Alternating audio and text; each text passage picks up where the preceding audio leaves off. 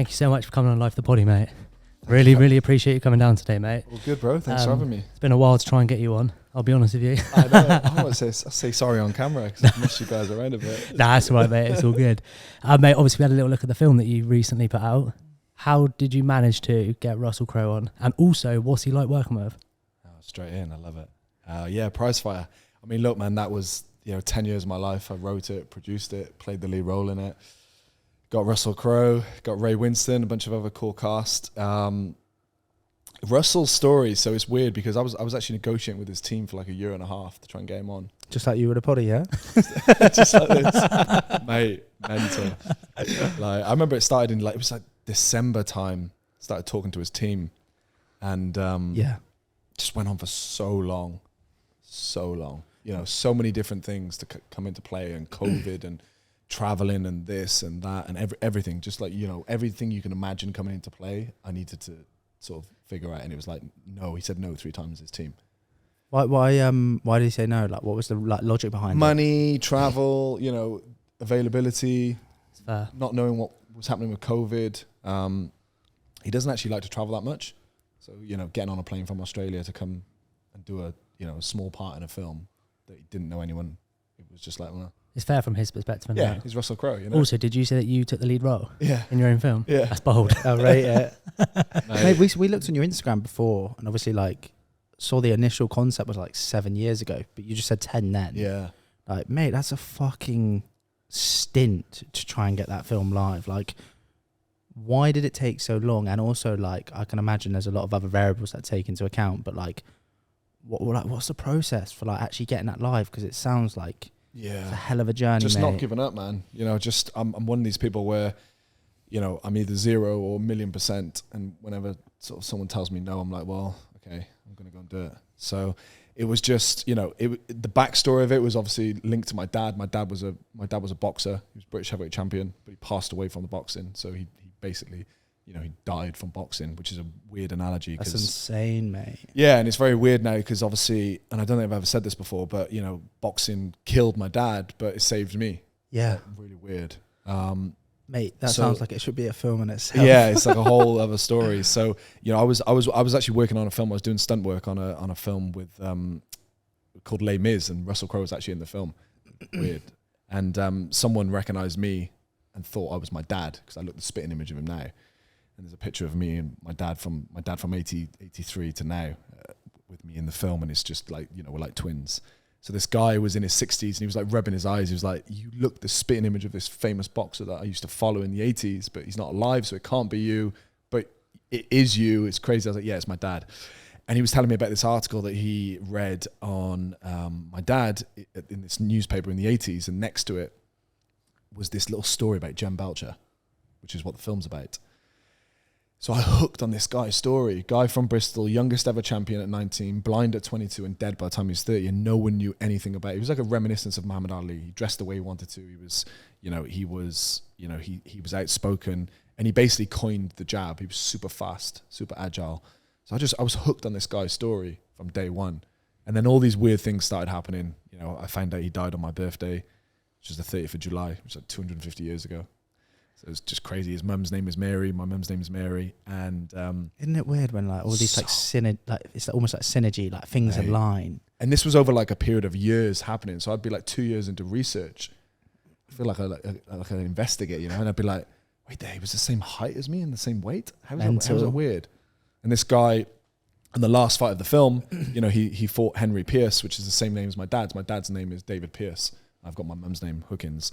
So all these things started happening, man, which I just thought, do you know what? I should be playing this part, actually. So I started boxing, I started training, and everyone thought I was mental because I was coming home and, I was sparring with professional fighters and coming home with broken nose and ribs, and everyone's like, what the hell are you doing?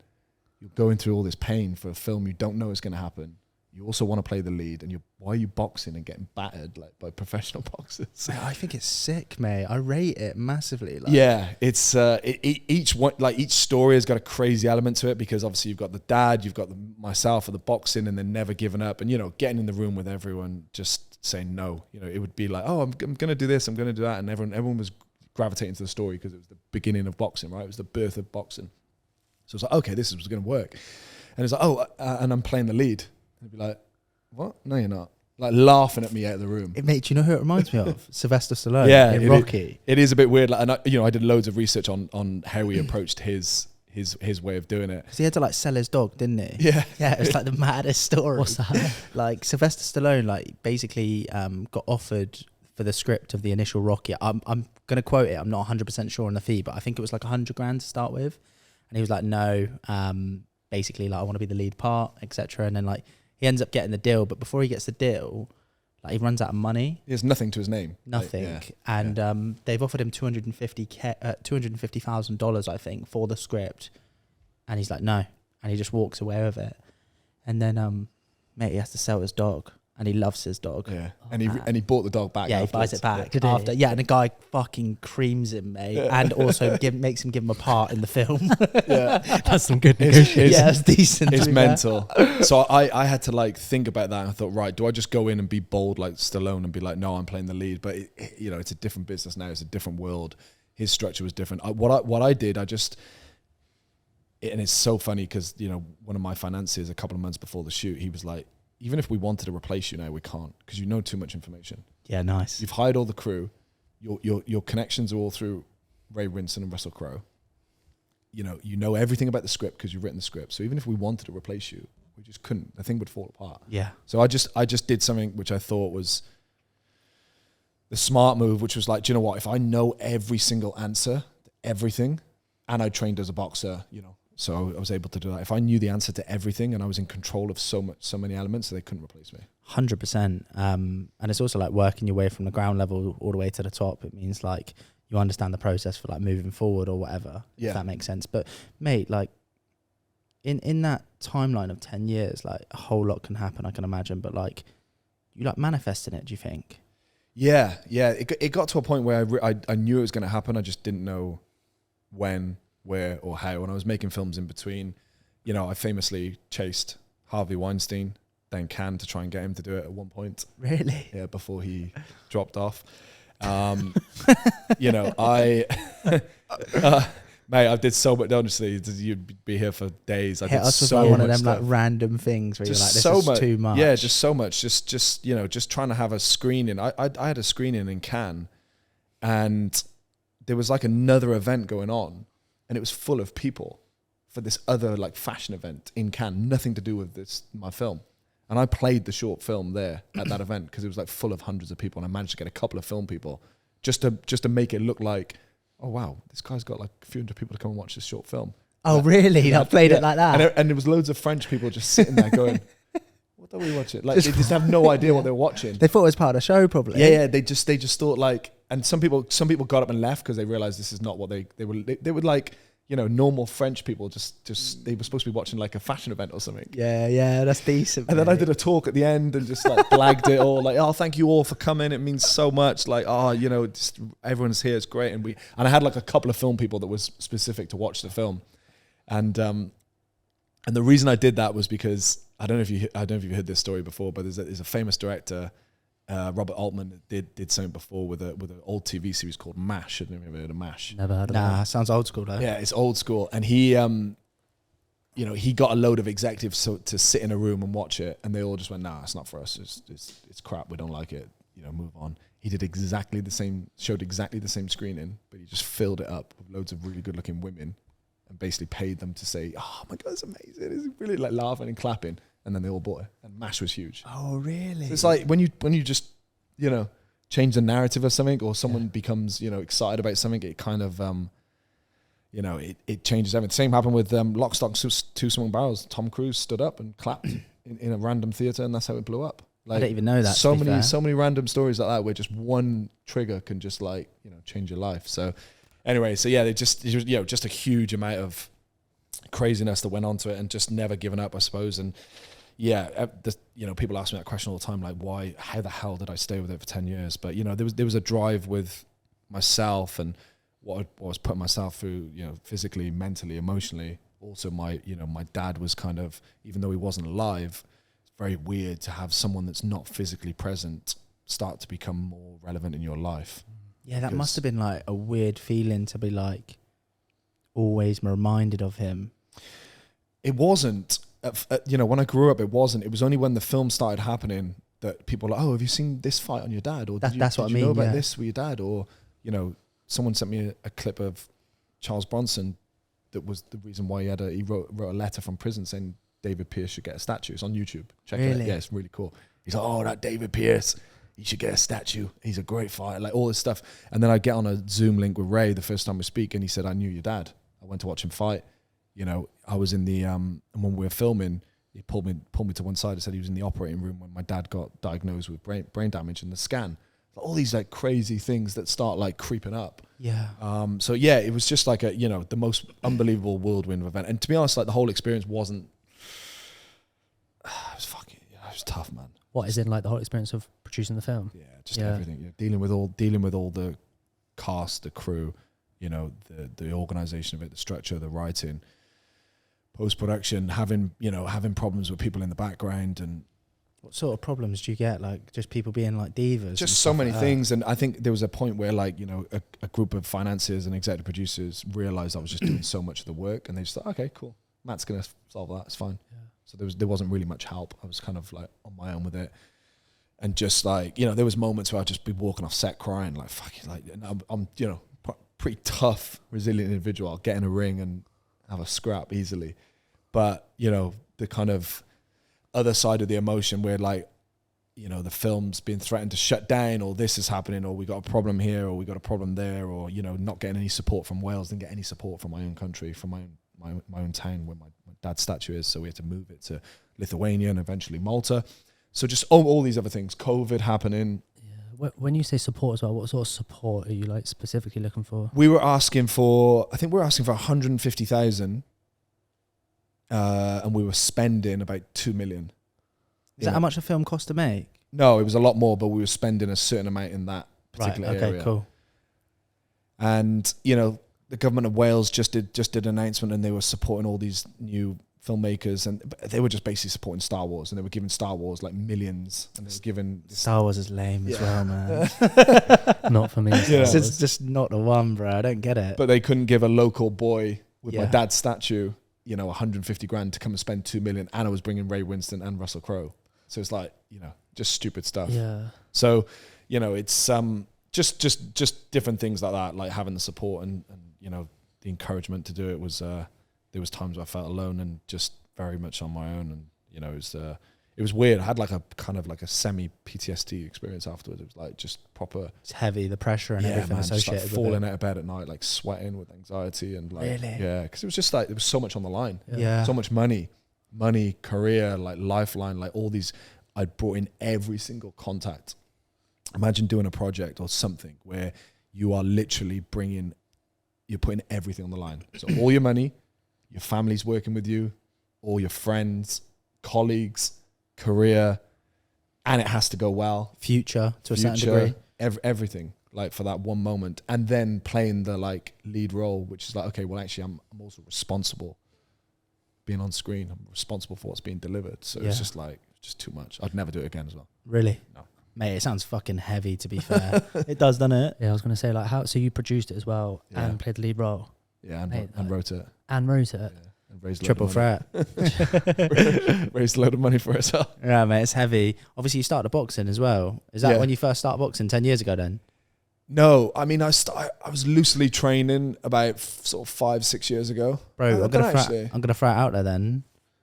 Who are you fighting? If you were doing the obviously like the Misfits boxing or like one of the promotional cards like for like a fight, who are you choosing? Anyone. No, you got to choose someone, bro. You can't be anyone. Who would I choose to fight? Like you got to take everything into account: clout, finances. I just fight the highest. It'd be KSI or Jake Paul. You'd fight KSI or Jake Paul. Yeah, we've talked about this before. Yeah. Cal, who are you going for? I went KSI. Yeah, I went for Joe Weller. Yeah. Oh, I'd love to fuck up Joe Weller. I'd love to. Because I've gone Joe Weller because he's one of the ones. Love to, mate. Mate, it's a good shout, isn't it? Yeah. Because he's about it as well. Like he boxes a bit. He's the guy that started it. He did. The reason why I say that, and I don't really dislike anyone. Because it's just sounds like you dislike Joe Weller, bro. I was gonna say, I'm quite nice. You've just called him a bitch. Happy, mellow kind of guy. But I was in LA with a friend of mine, and a friend of mine was, I know Joe. He was friends with my ex-girlfriend. He'll hate me for telling this story. And I was like, well, go speak to him then. Go and say hello to him, because we were saying hello to Johnny Nelson. A few other people were there. Oh, mate, I love Johnny Nelson. Yeah, we've had him on the podcast. Johnny's great. He's a G, mate. So I went up to, I think we went up to Joe Weller, and Alice was like, oh, you know my girlfriend. And he was just this most arrogant, cockiest guy. He was just like, he looked at him as if he'd like slept with his girlfriend, and then just like brushed us off completely. Oh, and I just thought, you calm yourself, bro. Yeah. Do you know what I mean? Like, calm down, mate. So it was just one of those ones. But it was weird because I still post some stuff online, and I've not had a fight, but I still post some stuff online, and I've had a couple of people message me recently saying, have you had any fights? You should fight. Do you know who I could see you having a go at? Tom Zanetti. I like Tom Zanetti, by the way. Oh, he's like a rapper, isn't he? Yeah, like a singer, musician. DJ, yeah, but like he had a fight recently, and he was handy, mate. Like Okay. he got beat, but he was handy. He looked good as well, didn't he? Yeah. He looked quite sharp. But you're about, how tall are you? 6'2". Nah, actually, you might be a bit too big for him. So I mean, it could only be like I'd have to lose a bunch of weight for someone like Jake Or Logan. Nice. Like the other ones are just. Do you fancy your chances as well? Yeah, mate, I'd run through. Really? Yeah, it's too. I rate it. Even though I had no fights, it's really weird to say that, but it's, been boxing and sparring with pros for years that are like proper, professional fighters who are like, born and bred in the valleys in Wales, who don't have a stop point, and skillful. Boxing is their life. And boxing's their life. Yeah. And being in, and then also sparring with like heavyweights. And I go everywhere I go, I'm a bit sort of stupid, because people say to me, why do you do that? Everywhere I go, I just go into a random gym and spar. Yeah. Or just after it. So I'll go to Mexico. Went to a random Mexican gym. I was like, oh, does anyone want to spar? That sounds risky, bro. Yeah. Literally went in there. I was like, does anyone want to spar? And he was like, bro, yeah, this is a good gym. It's this is Mexico, bro. You must have been cleaned out a fair few times. It was like I sparred like a couple of guys that were smaller than me, but just non-stop. Yeah, just smashing, like just pouring with blood, and just non-stop. And we did this little Eastern European trip last year. We went in like Pulev's gym. We went to all these random gyms. Some hard guys in there, bro. Yeah, I love it. Even Malta. Malta's pretty good as well. Got a good little base there, and they have a go. So it's I love it. Love the sport. Random one, bro. Do you feel like because your dad was a heavyweight, you have inherited anything in regards to like the boxing from him? I never used to think it, but everyone, if you watched my dad fight now, which you can just online, just type in David Pierce, some of his fights, or see him sparring with Lennox Lewis or something. There's loads of like cool footage of him online. And then you watch me, you're like, no, it's exactly the same. Come forward fighter, bit of a bruiser. And I got to a point where I got really fit. Like I got to a point where my trainer back home, Tony Borg, who's Hall of Famer, he was like, Matt, you're fight ready. Like I could put you in the ring now, and you could do 12 rounds. Like you're fight ready, because you're doing it with all my top guys here. So yeah, I think definitely the come forwardness of it and the bruiser. And it's you've done boxing, right? So it's like either you love getting hit or you don't. Cal is honestly, Cal, but you started boxing what? 2 years ago? Nah, well, I started probably about 5 years ago, did it for like 9 months and stopped, and then went back into, I'm on and off all the time, but I haven't done it for like a long period of time. Cal genuinely is one of those counter fighters, and I'm not even joking. Sounds ridiculous, and I don't mean it in that sense, but Cal boxes like Floyd. I genuinely like the style matches Floyd. And when I watched him box, 'cause I hadn't seen him box before, I was like, "Fucking hell, you box like Floyd, bro!" Like just on the back foot, shoulder. I was like, it's mental. Whereas I'm a front forward fighter, so I'm a bit awkward like that as well. I kind of moved the shoulder and stuff, and it's a bit weird. But I just think like, and I don't, you have to do it for a couple of months. And friends of mine, Jay and James, I'm trying to get them a fight, but they just, you can just tell they just don't like getting hit. And I don't know why, but I think when you got like a job that's like sitting by a computer, or you're emailing, or you're doing stuff like that, sometimes getting in a ring and just kind of feeling something physical, it just, I don't know, it feels good. And obviously if you're smart enough and you know what the benefits are of boxing, the skill of it, the technique, the fitness, then it's like you just got to pick up all the... And also like a byproduct of it as well is like the confidence. It's like a hidden byproduct that you have. Like if you're good at boxing, you can sort of like walk anywhere. Not that you would have to use it or you'd have to like beat anyone up or anything like that. But like, if you know you can handle yourself, it does give you a bit of additional confidence. Yeah, 100%. Everyone should learn how to do some sort of combat sports. Yeah. Whether it's BJJ or, you know, wrestling or Wrestling. now wrestling is in like not Proper WWE wrestling, bruv. Mate, I remember when I found out that was fake when I was like 9. Tough times, brother. That was a tough time. That was. Now, like actual wrestling, Yeah. or like, I don't know, literally anything, just some sort of combat sports is needed. Yeah. 100%. Obviously, bro, look, we've kind of jumped the gun to where we're at with the film and stuff now, but like, you're born in Wales, right? yeah. So like, obviously, what were you like when you were growing up? Like, what were things like? Was your dad around or? Yeah, I mean, I have some loose memories of my dad. I was raised by my stepdad, predominantly. And I have pretty good memories of my dad. Like, I think he was just relatively quite funny and, you know, likable in that sense. School, I love school, but I was pretty naughty. So it was one of those things where, you know, when I went off to university, I kind of figured out what I wanted to do. And What's it like growing up in Wales, by the way? Sounds like a random question, but it just doesn't really feel like it's that active. Where I'm from is quite rough. It's Newport. It's not the nicest place. In the valleys? No, I mean it's kind of like I think the valleys would be better, but no, it's a bit of a, you know, rundown city. Just the people there is, you know, it's kind of just, I don't know, there's just lots of crime and drugs and different things. So I was lucky enough because I just kind of, you know, I liked being at home. I liked sort of watching films. Yeah. You know. Also, mate, what's it like growing up with your dad as like a champion boxer? I mean, the thing is, I was so young, so I didn't really know too much. And even when he passed away, my mum was quite protective of, you know, not sort of involving me in too much. And then obviously I stayed on at school and I left and went to uni, and I've been back to see them, but not been back since. So because I moved to London. So I didn't really know. Is that where the like love of like film started then, back then? Yeah, I have a weird story with the film thing. So you can laugh, it's fine. Go on. So I watched the original Chucky. That's a bit weird. Yeah, curveball that. Yeah, it's a weird film. when I was like 5 or 6. Too young to be watching that. I always remember this, right? Do you remember anything about it? No, not Chucky, but I always remember this is mental. not actually mental, but it's mental. I'm even talking about this. But my mum took me to her mate's house or whatever, and she had a daughter, and she was like 4 years older than me.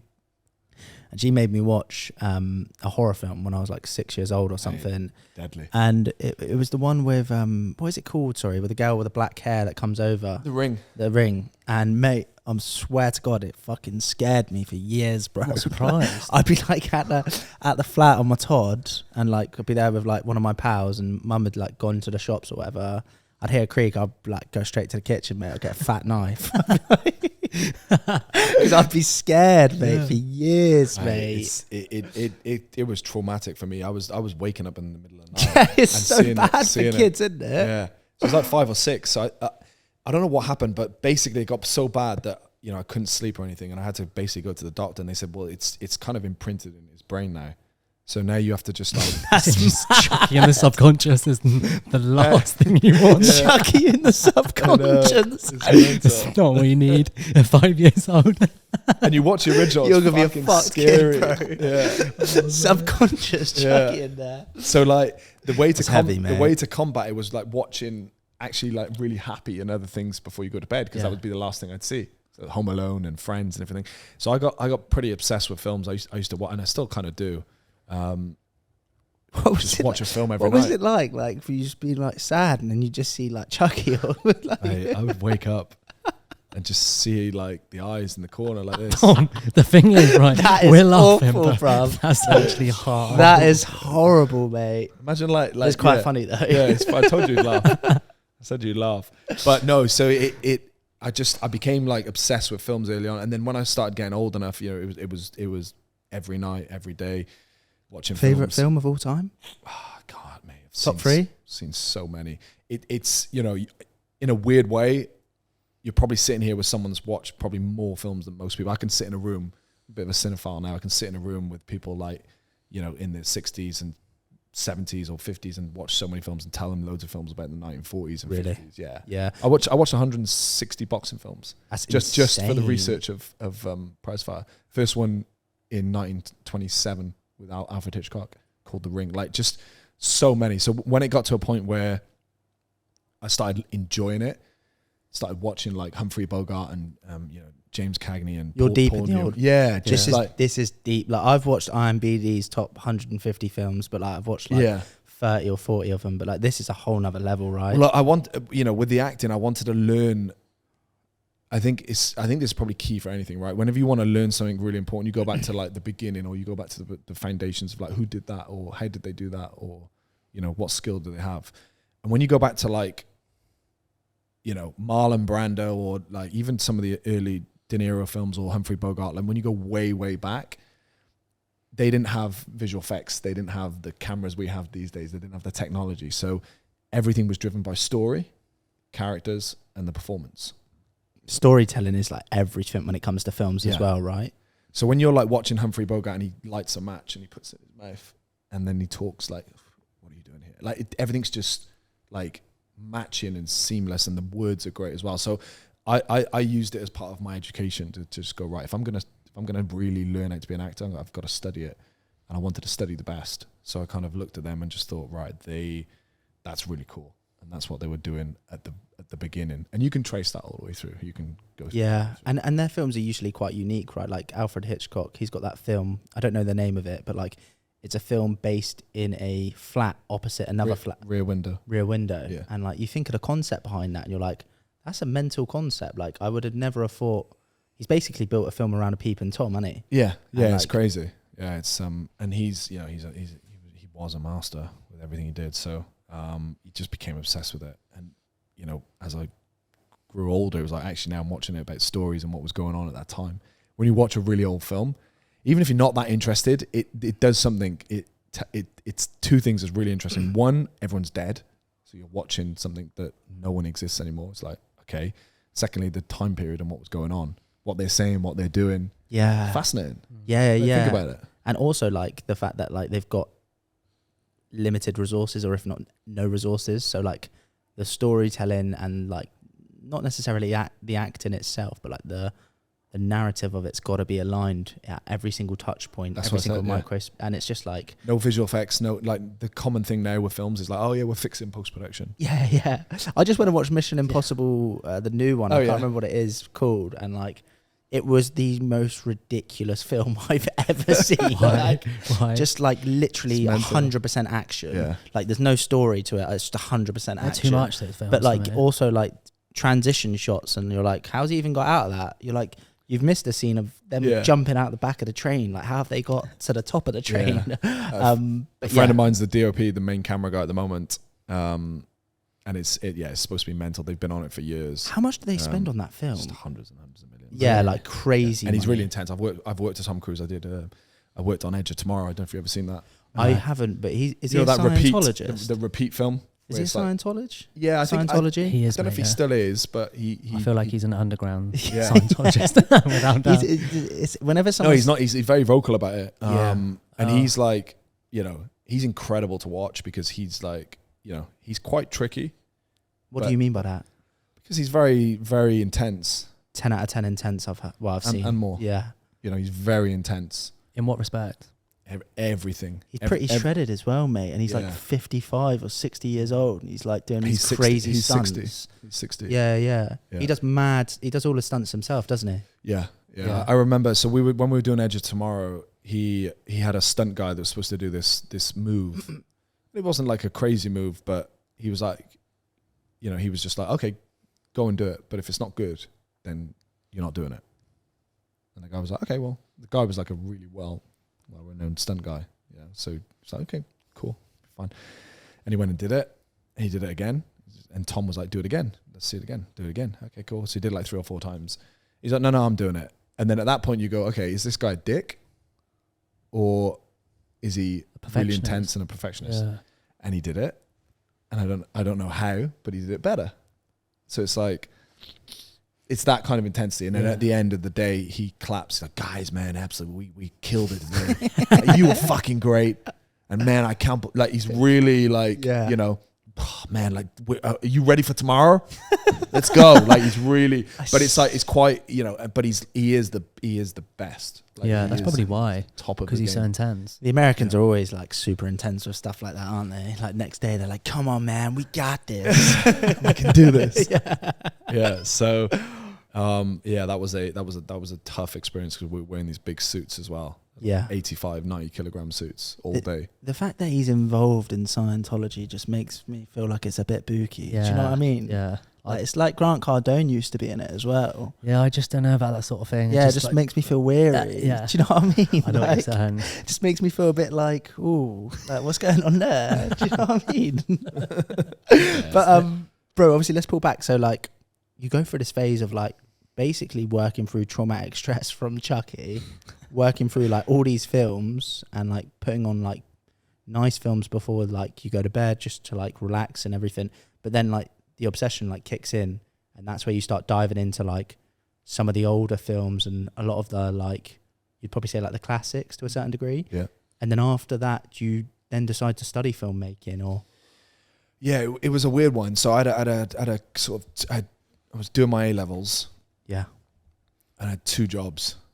Which were? Aside from the A-levels. I don't know if I've said this. I'm giving you all my, never said these things. Welcome to Life for the Poddy, brother. So I had 1 job working at McDonald's. Yeah, nice. Oh, nice. Which was actually really fun. And I had another job working for a law firm. That's a bit It's of a weird random conundrum. Yeah. The McDonald's was in the evening. Yeah. Do the A-levels in the day, and then you know those if you did your A-levels, you'd have a window of like a couple of hours, and some days you'd have a bit of free. So I'd then go and work for this law firm, which was paying really well. And I started getting really good in this law firm. Like I started off like just moving boxes, and then by the end of it, I was doing accounts and seeing some clients, and you know, getting to know all the lawyers. And I remember going into one of the partners who was just retiring. I was like, "Oh, you're retiring? It's great. What you can do is I'm going to play golf." Blah, blah, blah. I said, "Look, you know, I could stay." They basically said to me, "You can stay here and we can train you up, and you could probably become a lawyer. You don't really need to go off to uni and do it because you've been with us for a couple of years now and blah blah blah." So I was like, "Oh, well, yeah, that's amazing." I was like, "But you know, can I ask for some advice? What do you think I should do in life?" If I'm like, how old am I? 17. Yeah. Is your dad around at this point? No. Or, okay. Passed away when I was like 10 or 11. Yeah. And you're looking for some guidance. Yeah. Yeah. I think that's a normal age to be looking for it as well. Yeah. And my stepdad was great, but he was tough. So it was just like, he wanted me just to work for him. And it was very much like, you work for me and I'll give you a car and a house and all this stuff. Or if you stay on in school or you go somewhere else, then you're on your own. So I moved out and I was living with an African family, a friend of mine, which was really great for culture experience. And I was sitting there with this partner who's just about to retire, who's made loads of money, he's a partner of a law firm, and he said, "Matt, don't do it." I said, "What?" He said, "No, just go and do something you really enjoy." He said, "Because I've had like cancer twice, I'm stressed to crazy, my health is, it's just not worth it. Do something you really want to enjoy." And that was the film. So I went to university, studied film, drama, with a weird sort of combination of American studies, which is kind of like American business. And then that's a random one, isn't it? Yeah. But I can imagine like with Hollywood that kind of like fits the bill a bit. I was very aware that, you know, the kind of act inside wasn't, you know, it wasn't a done deal. So there was always like, okay, do I need something on the side? But then being the personality I'm either really, like I said, I'm super extreme with stuff. So I left uni and moved to London and just started, I was doing background work and extra work. Drop out of uni at that point and move to London, or after you finish a degree? Yeah, I just about finished. I left early because I got offered a job working on a film. So I did leave early and they were a little bit like, you haven't done all your exams and stuff. So I left, moved to London, and I got lucky in a sense where I was doing some background work, but then I started getting selected into core groups of people that were kind of climbing up the ladder. So I got selected in this top 10. There was like 300 of us on one film. Bro, what is background work? Like extra work. Oh, okay, cool. Because like we're novices when it comes to this stuff. So like we haven't really It's like background artists, like, you know, just extra work. And it's a great experience because you get to stand there, you get to learn everything. You're very insignificant, so no one really cares about you. But if you want to learn stuff, you can just sit there and watch everything. you know. Now it's right. like if someone said to you, do you want to go and spend like a couple of months with Gary Vee, you just get to watch him. It's like, okay, great. You know? Yeah. It's like it's basically shadowing. Yeah. So I got pretty good at that kind of stuff, and then I got into like a core group of people. So I wasn't aware, but I was getting like trained by, you know, the best swordsman in the world. I was learning to do all these fight sequences and all this crazy stuff, which then... What's like the, like... So, for example, like we always talk about like sports on the podcast as like football boys are different to like, say, boxing lads or in the boxing gym. Like, and then like rugby lads are always like, you know, OTT and like, you know, going mental. Whereas like, I haven't really seen it from like a drama perspective or like a theatre perspective or like a film perspective. So like, what's it like in those like kind of like those ecospheres of like, do you know what I mean, drama and everything? Like what is like the culture like for lads in there, and like how does that kind of go down? I think, I don't know, for me it's very extreme, so I kind of gave up everything. I didn't really, you know, I'd done a bit of the sort of going out in university, and then just gave up everything and just thought, right, if I'm going to dedicate myself to this career, I've got to give up everything. And you have a very up and down, so I can go from being like in shape, training every day for a film, and then, you know, I've also done a film where they wanted me to put on weight and be fat. So it's just very like up and down, and it's pointless. I don't know why it didn't make sense. Yeah. So it depends. I mean, if you know, you look at like Mark Wahlberg and some of the top guys where they're like really they've embedded it into their everyday life, then it's different because they've got personal trainers and all that kind of stuff. So it's an up and down experience, which kind of works for my personality, because like I said, it's either really extreme or not. But yeah, so the stunt side was good because it was quite physical, and I was learning to do all these crazy stuff, and I was doing fire burns and getting, you know, thrown out of buildings and taking like all these gunshot things. That was quite cool. So I did that for a couple of years, and that was great money, great experience. Got to work with so many different people. Worked with like pretty much everyone. You know, Tom Cruise, Angelina Jolie, Michael Caine. I worked on like probably 20 to 30 major Hollywood productions. Wow. Are you a stunt man at that point then? I was part of the stunt team. It's a weird word, because if you're on the stunt register, then you're legally, you know, a stunt man. But I was just getting in with the right friends and, you know, jumping onto the right projects. And is there like a persona with a stuntman being like a backup dancer, if that makes sense? But no, do you know what I mean? Like, did a stuntman want to be like the main character? But like, no, it's a whole different. Though, isn't it? I see the connection, but no, it's a whole different thing. It's weird because it sounds really exciting, but 80% of it is just health and safety. Like you're watching other people, you're making sure this and that is in order and checking everything, and then you get to some cool stuff. You know, I famously did the church scene in Kingsman. If you've seen that. I've seen Kingsman. It's a sick film. Yeah. Remember the church scene where they were fighting in the church? Yeah. Mental. Like, so I'm in like 4 of the characters of that. If you pause it, you'll see me like getting smashed in one bin. Then I'm playing a woman. Then I'm this and that, and it was just crazy. So did you like dive down that route to climb up the acting ladder as such, or was it? Yeah, I think I want to learn about the industry. So I was getting on set and I was learning everything, right? Who does that? Who does what? Okay, that's sound. That's this. That. So I can speak to this guy, speak to that person, build up these relationships. And I was getting, you know, I was supposed to do like 10 days on Maleficent, and I ended up doing like 55 days because I built a good relationship and I was working alongside Angelina Jolie and all this crazy stuff. So it was one of those things where I started building contacts, learning my craft, because a little bit of stunts is acting as well, right? Because if you're taking a hit or a shot, you know, you're like, you know, it's and then they give you little lines here and there and different things. And then the turning point for me, I started seeing the mistakes.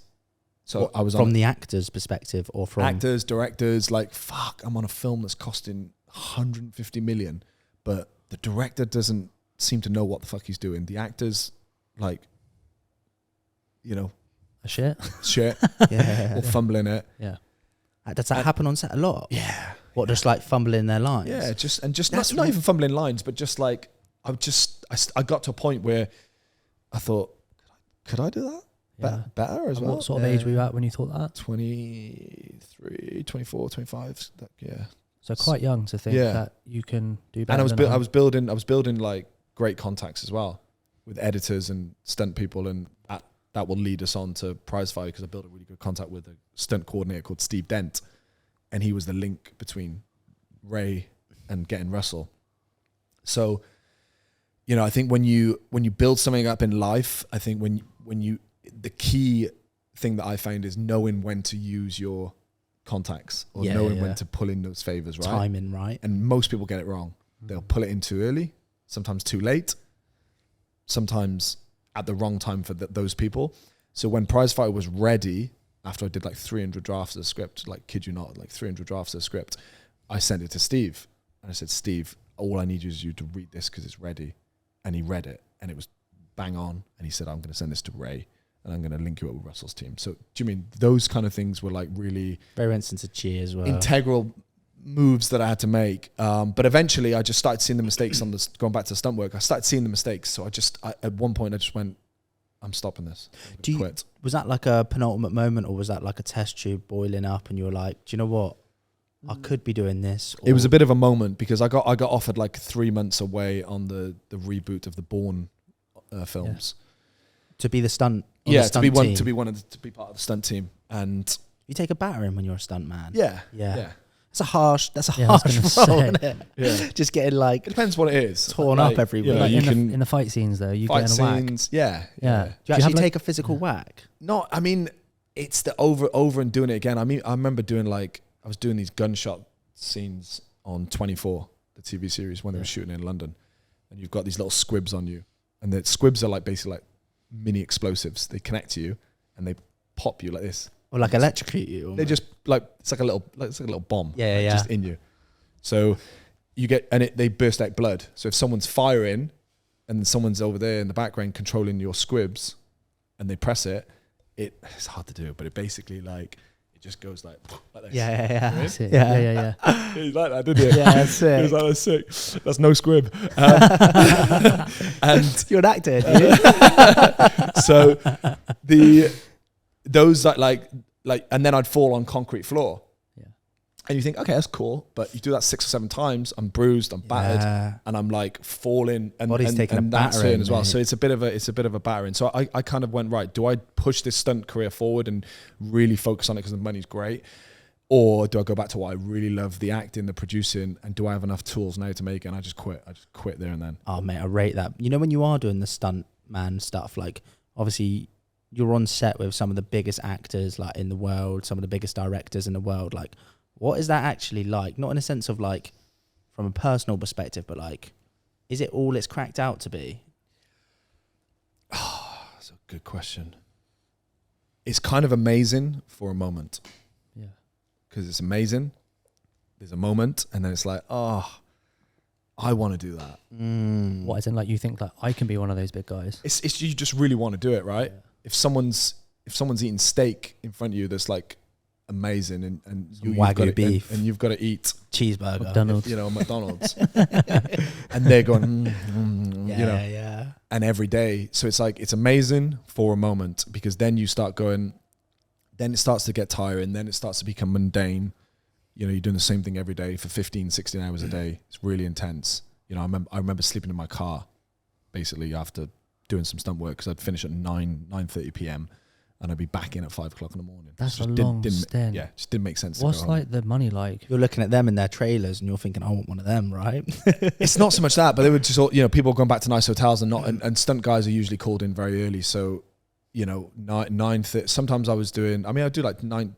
One of the longest days I did on Les Mis, famously, was like 21 hours. Wow, fair few monsters on that. Just mental. Fair few monsters. And if you look at like Maleficent, I did 55 days on it, and the average day was like 9:30 p.m. finish, 5:30 a.m. arrive. Mate, that's mental. It's just nothing. It's actually too much. I can see why it absorbed your life. Yeah. Who's like when you were on those films, like there must have been some actors that you built great relationships with, and you were like, do you know what? He's actually sound. Like made some good relationships with some of them. The acting side, it was more because I was more focused on the crew and being able to think, okay, if I make my own stuff, I need help from that editor or that stunt coordinator or this person. That was more of a key. But some of the people that were really great. Chris Hemsworth was really great to work with. He's a baller. Yeah, Angelina Jolie was incredible. She was like really lovely soul, really nice. I remember doing this. I remember got called into. It was actually an acting role. I got called in to be a barman and had a couple of lines of dialogue, but they didn't want to tell me what it was. And it was some random place in Holborn, just a random like bar. And it was like, oh yeah, it's small. Don't worry, go in. And I was late. I turned up, and there was the people. There was only like 10 people there. And I said, I'm really sorry, but I need to go to the toilet quickly. Can I go pee? And she was like, yeah, cool. So went in the toilet and I squeezed in between these two men. It was a tiny little toilet. Just one pee urine there, one in the middle that was free, and one there. And tough play. I squeezed in. You need at least one urinal between. You can't. I know. Snuggling in. Snuggling. And it was a tiny little like bar in Holborn, right? Yeah. Squeezed in. I was like, yeah. Look to my left, it's Brad Pitt. Oh. Look to my right, it's Michael Fassbender. And I'm like, fucking hell, where the fuck am I? Yeah. That's So decent, like, isn't it? and they were really cool. So like moments like that are cool, but it just got to a point where I just thought, right, okay, I know enough about. When you break things down, I thought, right, I know enough about the industry, how the machine is working. It's a product, isn't it? Yeah, I started to know the talent and what was required, directors, actors, and then building a relationship with the crew. So, then I thought, okay, then I can start. Then I quit what I did and started going away and started making the business side and understanding the finance and understanding the way that an actual film was made in terms of business. Yeah, mate, I rate that. And it was only years later then that I started building up actually like, really great contacts with cast and stuff. And Prizefighter has been great for that because cast see it as, financiers and distributors, they're like, okay, another film. Whereas cast and normal people, like you guys are just like, fuck, actually, you did this and you did that and you made it and you played the lead. So like cast members are responsive to that. Like, okay, I'd love to work with you because if that's the kind of energy you put into something, then I want to be a part of that. I want to join in. People buy people, right? And if you're working every role whilst kind of going against the odds to a certain degree, like people can only respect that. And if they don't, it's like, yeah, I think because I made it, that was the key thing. And I remember going to the Cannes Film Festival recently and last year. People walking down the street and shaking my hand like, you made it. That's the most important thing. You did it through. Most people don't finish it. They 100%. Don't complete it. They don't make it through. So I was like, okay, thanks. When you were a stuntman on the stunt team, who was on the flip to that an arsehole? Who you didn't like expect to be like, when they say like you should never meet your heroes? Yeah. Because when you meet them, they're never like up to the persona you built for them. Was there anyone there when you're on set and you were like, cool, he's a bit of a knob? Calling him out. Probably don't know. You probably won't know him, but didn't know if you ever saw District 9. Did you ever see District 9? That alien film? Yeah, I have seen that. The main guy in that was a bit of a dick. Really? Yeah. And he wasn't like, he's quite big now and he's done a lot of stuff, but he was just like, he had to be told quite a few times, like, just stop fucking like changing stuff or doing this. And then the way he was reacting to it and, the way he was being semi-aggressive. I don't know. I mean, it's, I'm trying to think who else was an actual dick. Because you get them, didn't you? Yeah. You get them in everything. Yeah. Like, we've talked about this like off cam. It was some of the younger people that were like not at that star peak, but were like on their way up. Yeah, they were like playing Champions League, Championship. Yeah. So like not Premier League players. Douglas Booth. I don't know if you know him. He was a bit of a dick. You know Matt Smith, No. Nah. the guy from Doctor Who. Oh man, I don't One watch of the- Doctor Who. Yeah, it's not. I mean, It's wrong crowd, bro. I hear you. if you flipped out Matt Smith, I reckon you Let's have a recognise look. him. Do it. We'll Flip get it him out. up quickly. Matt Smith, is it? Yeah. Are Just because he's you a got. Doctor Who guy, Ian? No, I'm not a Doctor Who guy. But that's the only thing he's Just asking, done. bro. That's the only thing he's done. Oh, him. Yeah, see? That's it. This guy's a dork, mate. Oh, So look. I know that guy. Yeah, man. Yeah. He's a. He looks like he belongs in Doctor He was Who. with to it. be He was with fair. a girl. He was with a girl, and I was doing something on a film before. And he was just like slapped this girl's ass in front of everyone, That's awful.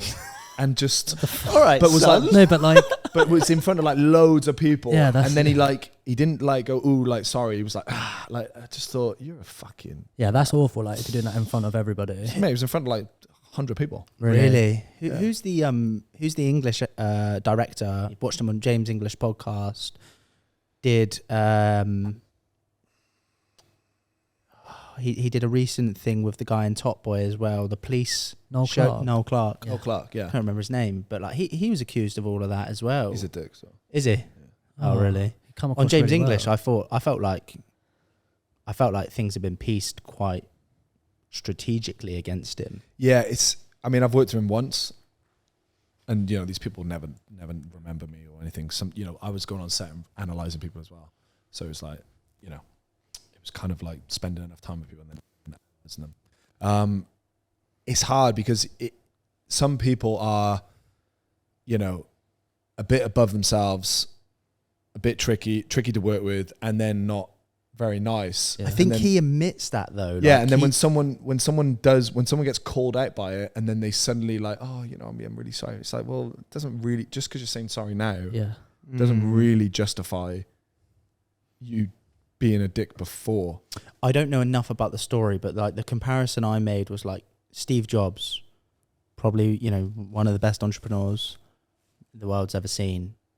He was renowned for being horrible to staff, but getting the job done. Yeah. And I kind of took that from it, and then like all the allegations and stuff and everything that was around it, I was like, I don't know anything about that sort of stuff with him, but I was like, in terms of his workmanship and how he directed things, I was like, he's probably just a hard ass because like he wanted the job done to a certain standard. I think there's a difference. I think Steve, when you're creating something like what Steve Jobs created, and it's a product and a business, the acting side, Steve Jobs and his ideas are integral to the product. Whereas when you're acting or you're Noel Clarke, everyone is working for you. Yeah. Everyone's trying to be nice to you. Yeah. Do you want this? Do you want that? Do you want water? Do you want food? Are you okay? Do you need this? So when someone's like, that's one of the best benefits of the industry is that, I'm trying to make the analogy, but Steve Jobs at some point worked his ass off to do what he did with Apple, and he knew he had to be ruthless in that area. But the other side is there's no room for any actor or anyone to be, a knob or a dick, because everyone is doing everything for you. If you said to someone, "Oh, can you get me like, something that's hard to get, like a fruit or food," they will work their butt off to try and get it for you. Or, you get brought food and brought this and brought that, and do you want this and do you want that? So there's just no room for there's no room for being nasty to people in that sense. And I think, on the flip side to what I'm saying about people being, horrible or nasty, there is an element. I think someone else said this. I can't remember the guy. It's the short guy with he's very, very ruthless online. And he said, look, every billionaire that I know, or been in the room with, Steve Jobs, Bill Gates, Elon Musk, they're all ruthless. Yeah. They're all fucking like absolute animals. Yeah. And you have to be like that. So there is an element of, you have to be ruthless with people, and you have to be an animal if you're creating something that's like essentially going to change people's lives. Did you find yourself doing that though? Because you're probably in a pretty good position to see it from both sides of the perspective, because like you've acted in your film, produced it, and written it yourself. So did you find yourself ever getting into the ruthless? There is a moment. I've done it with other films. There's moments where, I've had to just go, right, we've got to fire this person. We've got to get rid of this person because they're detrimental to the bigger product. What, even if it's like halfway through the... Yeah, absolutely. I mean, you have to have that bone in you. I'm quite nice in the sense that I can kind of figure out whether I can deflect it or whether I can fix the problem. Whereas I probably should just be like, no, do you know what? Get rid of them. Because, at the end of the day, the film, what I'm creating is the film, and the machine is the biggest thing, right? So even me, I'm not the one that's important. It's the film. This person's not important. It's the film. And everyone has to work together to make that work. So it's like, you have to respect that. And some people just don't. So yeah, I think you have to have it in you, but you have to surround yourself with the right people. And if you're planned and prepared, and you kind of, I was so planned and prepared with Prize Fight, for example. So it was just like, fuck, okay, Matt knows exactly what he's doing. So we don't need to bother him for that. Or we do ask him, because he's going to give us the answer straight away, and then we can go and fix it. So it was it's tricky, but I think you have to have that in you at some point. Yeah, 100%. But like, I also get what you're saying. Like, there's no point being a knob. Like, there's no need for that behavior. Yeah. So like, I'm with you on that, and it probably comes from you doing the stunt work and working your way up the ladder to understand that like, there's no need for that. It's the same as going back to the Tom Cruise situation. I bet you there's people out there that go, you know, I can't work with Tom Cruise. He's crazy. He's intense. He's mental. But the end result is always good. His end result is always to make the best product and the most exciting thing. Yeah, it reminds me of fucking Jordan. Obviously, on The Last Dance. Have you watched The Last Dance? No. Michael Jordan? Yeah. The Netflix series. Yeah. Like he's like renowned for being a hard ass on all the team members, but it's because he wants the best performance out of them. Yeah. So I get it from that perspective, but like I think there's a hard line between being looking for the best end product and being a hard ass and just being a knob. Yeah. If you're doing it to improve the whole everyone else's machine or the outfit, great. If you're doing it selfishly or egotistically for yourself, then it's no good, mate. So, mate, 23, 24, is that when you sort of quit the film you were in? Yeah, the stunt side, I kind of stopped it when I was 20, I think 24, 25. What's the plan? Set up my own production company, Camelot Films. Where's the name from? God, I have a funny story.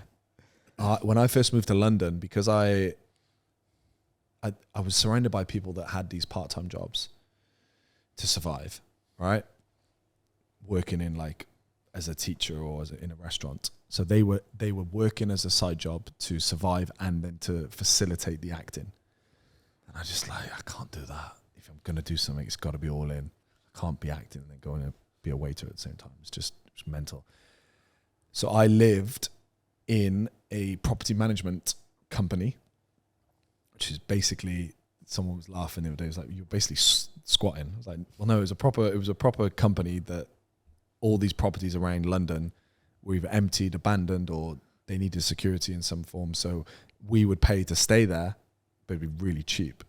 And that's what I lived all over London. I lived in every zone. I lived in a care home in Wembley. I lived in a pub that got shut down because someone got stabbed there. I lived in an empty airline company in Chiswick.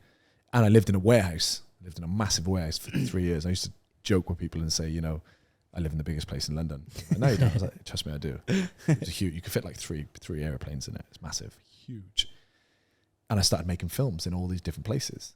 So for me, it was like, wow, I get to live in a pub. Everyone was like, you're going to live in a grimy pub. It's been shut down because someone got killed in it. I was like, yeah, but I can make a film there. Yeah, those rates would be cheap as well, living somewhere like that. And living in London was cheap. So I made a film in every different place I lived in. Pubs, care homes. It's mental, isn't it? Yeah, it's cool though. I like it. Obviously that was the first one in the pub, I take it. First one, no, it was in the warehouse. Warehouse. Yeah. I lived in a care home in Wembley. Loads of places, man. I'd move like every couple of weeks. It was great because it was cheap, but if you had to move, you had to move within a couple of weeks, which kind of worked with my schedule. Yeah. It's not gonna work with anyone that's got a family or anything, so you kind of got to be in that area.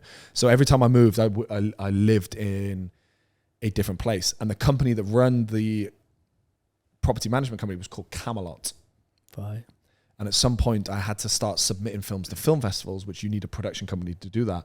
So I went, okay, Camelot Films, because I was making in all these different different sets and stuff. And I did some mental stuff. I set fireworks off in the warehouse that if you watch the footage now, you're like, Matt, that's so fucking dangerous. It could have just blown up everything. Stuck in the room. Say, that's a bit dodgy. Inside a warehouse. Thing is, when you're younger, you don't give a fuck. Stuff like that. Yeah. You don't. I was like racing cars in there. Yeah. Like doing crazy stuff. 48-hour film festivals, which you like make a film in 48 hours. You just stay up for 48 hours, just killing you.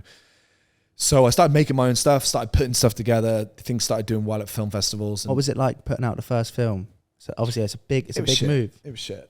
Well, the film was shit. But you must have enjoyed like the process and getting it out. Yeah, the process of being involved. I was doing sound and then acting in it and then switching. Nice. So it was like just doing all the all the things I'd seen on the stunt side. I was doing it on a smaller scale. Yeah. So behind the camera, this probably helps that you're a stunt, like you've been in the stunt section as well, because then you know, you're like fuck it, we'll race these cars and we'll jump out of the car at this point and do X, One of the Y, first Z. films I made is called The Marauders. It's online. It's funny as hell because it was in an abandoned school, all girls school. Mate, this place was like, you would not go there now if I paid you to, because you're just like, we're just going to fall through. Oh, what is fucked? Like the whole place. Fucked. Yeah. Like and it was huge. I made a film there. Did you? Like On your own? with a group of people. I took children there. Like it was just so stupid thinking about it now. And I remember doing a scene with the other actor, and I've got this on camera. His name's Glenn, who's a friend of mine, and he's in Prizefighter as well, and he'd laugh at this. Did so many pranks. And he was just like, we got to get it. He was a posh boy from RADA. Like he's a London boy and he's nice, but he's like, yeah, we got to get out of here. It's just like, look, the roof's falling. This is like, it was proper like, you know, abandoned building vibes. And if you look at the film, you'll be like, no, it's way worse. And I remember picking up a stone and I just threw it up like that right under him, and it just dropped, and something like a couple of other things dropped, and he just absolute shit his pants. Like ran. Yeah, it was that I was like, I'm not doing it. So I just did all this crazy stuff. Just didn't care. And then the film started getting bigger. The film started getting better. I started working with, I started winning awards at film festivals. I did a film called Then and Now with Julian Glover, which was about 9/11. And it was him sitting in front of a TV. It won loads of awards. What's like because obviously like not really got any experience when it comes to filmmaking, right? Not got any experience when it comes to that industry at all. But like, what's like the layers? Because all we see probably is like the Hollywood blockbusters, right? Yeah. So like, what's like the layers below? Is it like local film festivals and then like kind of like short films, local film festivals? There's like, they call it zero budget films, which is films like for a couple $100,000, and then there's like low budget films, medium budget, then there's like mini studios, then there's like it's just so many different layers. So many layers. Yeah. And everyone's fighting in those independent layers for the best film, yeah, right? and it's getting harder and harder because independent film is just like, what's happening is the gap is getting like wider. So there's only going to be like studio films or like nothing. The middle stuff is... Yeah, because obviously like I went to cinema recently and obviously went Mission Impossible, but like it wasn't even filled out. And we were like, that's mental. Because like this film's like, I would probably say it's one of the biggest of the year, right? Is that fair? Of course. Yeah. Yeah. And I was like, it's mental that the cinema now like isn't fully packed out for these films. Yeah. And I was like, do you think this is like, I said to my missus, do you think the cinema will be here in 15 years? And she was like, yeah, of course. And I was like, I'm not actually sure. I was like, I don't know if it'll be here. Yeah. It depends. I think the cinema in the UK is very, I think it's disappearing. It is disappearing. But when you go to like, I spent a bit of time in Mexico, and you go to the US, where cinema is still very much a sort of, really built into to people's mindset. Going to a cinema in Mexico and you're paying like a VIP is cheaper here, but then a waiter brings you your food. Oh, so much better. Right? Yeah. It's a proper experience. Yeah. So I think here, and you go to France. France is really still big on cinema. You go to other places and it's still quite good, but yeah, it's a tricky one because it is kind of disappearing. And I've got to adapt so much of the business and the mindset of like, right, what's people making, what's people buying? Because the one thing I'm not doing again is like what I did on Prizefighter, was try and write a project and hope everyone loves it. Like, hey, do you want to take this? No. Now it's like, right, what does the industry want? I'll go make it that's good, and I'll make it, worthy and great. But I need to know that the industry is going to respond to it and buy it. And that's like a lot of that now is like action films. Yeah. Why do you think the gap's getting bigger between those like increments? Finding the money is notoriously difficult. Streamers consume a lot. That's what I was thinking, like the content production side of things. So like obviously like, with YouTube, like I don't watch TV. I haven't watched TV or anything like that. Yeah, it's weird, isn't it? What we're doing now is we're just watching podcasts and YouTube. Exactly that. I only watch YouTube. So whereas I'm like 3 years ago you were just on Netflix probably. Wow, do you know what? I've never been a Netflixer, but I know what you're saying. But like, because obviously I know I've been quite into what I've liked for a long time. I've been on YouTube for the past like 7 years probably, maybe 8-9 years. But like, because of that, I'm like, does that eat into the market share for films? I think it does, yeah. I mean, even like, terrestrial TV, you're not sitting at home watching Sky anymore or MTV, I can't remember the last time I watched that. It's just crazy. Yeah, and I'm like... There is still a market for it because your mum and dad are doing it, and my mum and dad are doing it, but it's like, yeah, it's moving. The only good thing that you have to put in your mind is that the demand for content is getting bigger. So more content is being made, whether it's YouTube or Apple TV or Netflix, more content is being made, even the cinemas. So it's just figuring out where you fit. And, we spoke about this, about how different platforms, it's so different. But I'm the same now. I'm very rarely watching. I mean, I'm at that stage, first time in my life, I'm very rarely watching films every night. I'm going to sleep listening to podcasts. Yeah. It's probably messing my brain up a little bit, but. Yeah, because you ain't thinking about Chucky, right? Someone talking in my ear. Yeah. Fucking Stephen Bartlett talking in my ear. Oh god, that's a risky one. You're feeling sad. Life of the party now. Talking in my ear. Mate, what do you think about like Mr. Beast and stuff like that though? Because like that form of content in regards to like budget is like crazy. Yeah, right? I think he's cool. I think he's. I mean, it's kind of mental. It is mental, isn't it? Yeah. I watched one the other day and like it was just like the most ridiculous thing. But he is, he's doing some good stuff as well. Like that thing where he helped people with blindness, and he's doing some good stuff as well. And we were talking to this about Eddie Hall. Like the sometimes you just need to laugh about some funny stuff, and Eddie Hall's doing some really funny shit. And it's like nice just to go on and just laugh or just watch something that's like takes you out of like, all this serious stuff. What is your go-to on the YouTube then? For entertainment purposes? I mean, podcasts. I'm at that stage now where I'm just a bit weird. I've always got to be learning something.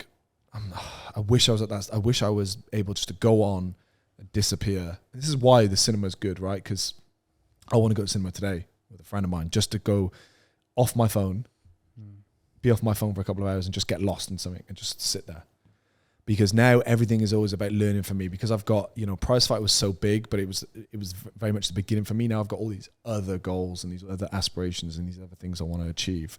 So I can't just sit there and watch something just for fun. It has to be, I have to be learning something. So I have to be learning about health or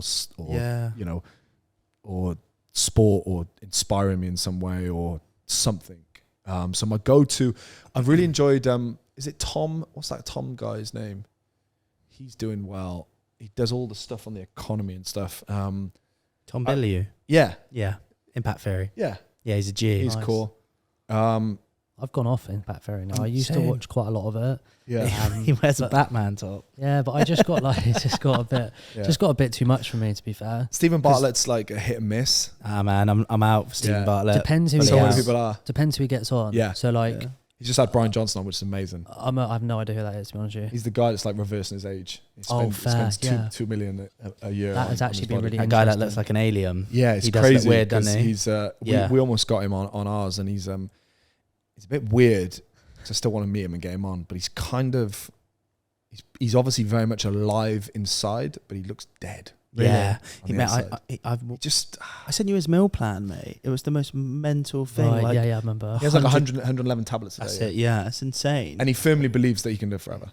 He's now. I mean, he's probably doing crazy stuff. Like he's reversed all his like skin cells, his age, and he's got like the age of like a 18-year-old or something stupid. Now he's like actively reversing. I would like to try it. I'm not going to lie, for a few months and just see how I felt. I wouldn't want to ride it out to 18. Right.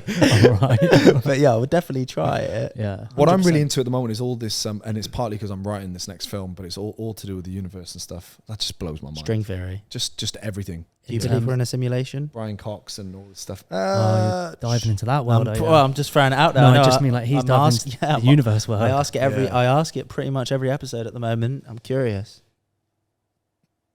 Do I believe we're living in a simulation?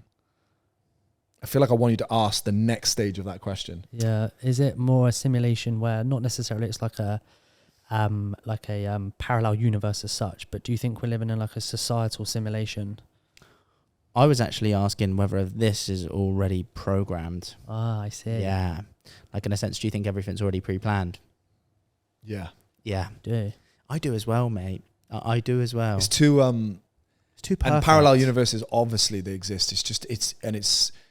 I'm a little bit nervous it's going to mess up my brain a little bit, because this is the first time I've ever thought this is how people go mad. Mate, I'll be completely honest with you as well. You're the same. No, not at all. No, but like you're fucked already, mate. I'm fucked already. Help me. It's me, mate.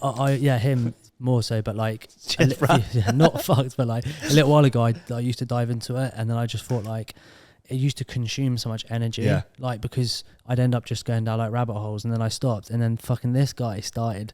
Well, he's always been watching it, and then this guy got intense at one point, and then we got to one point when we were driving home from a podcast, and he's got TikTok on the speaker, and it's like scrolling up, it's just conspiracy after conspiracy, and it was just it's like a horrible rabbit hole. Yeah. But the thing is, if you, for instance, COVID, that's just happened. Like, that whole situation for me, and I'm sure for a lot of other people, opened people's eyes up to what conspiracies, inverted commas, could actually be true. Yeah. Because they're true.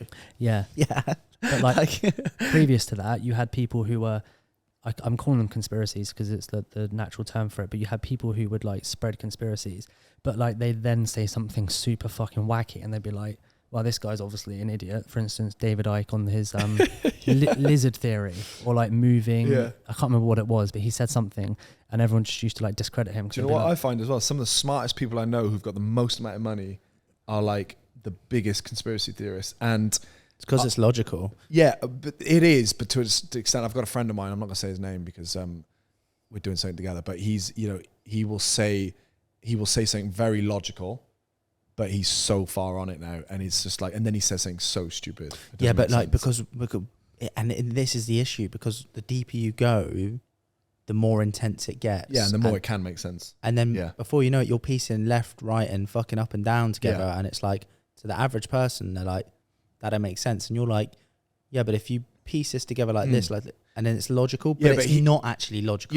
You can think of like, okay, you if someone says to you, right, okay, the moon landings were fake, you could go, okay, there's a logical 100%, like meaning behind that. There was a race to space, the Russians got there first, could be true, fine, okay. But if someone said to you the earth is flat,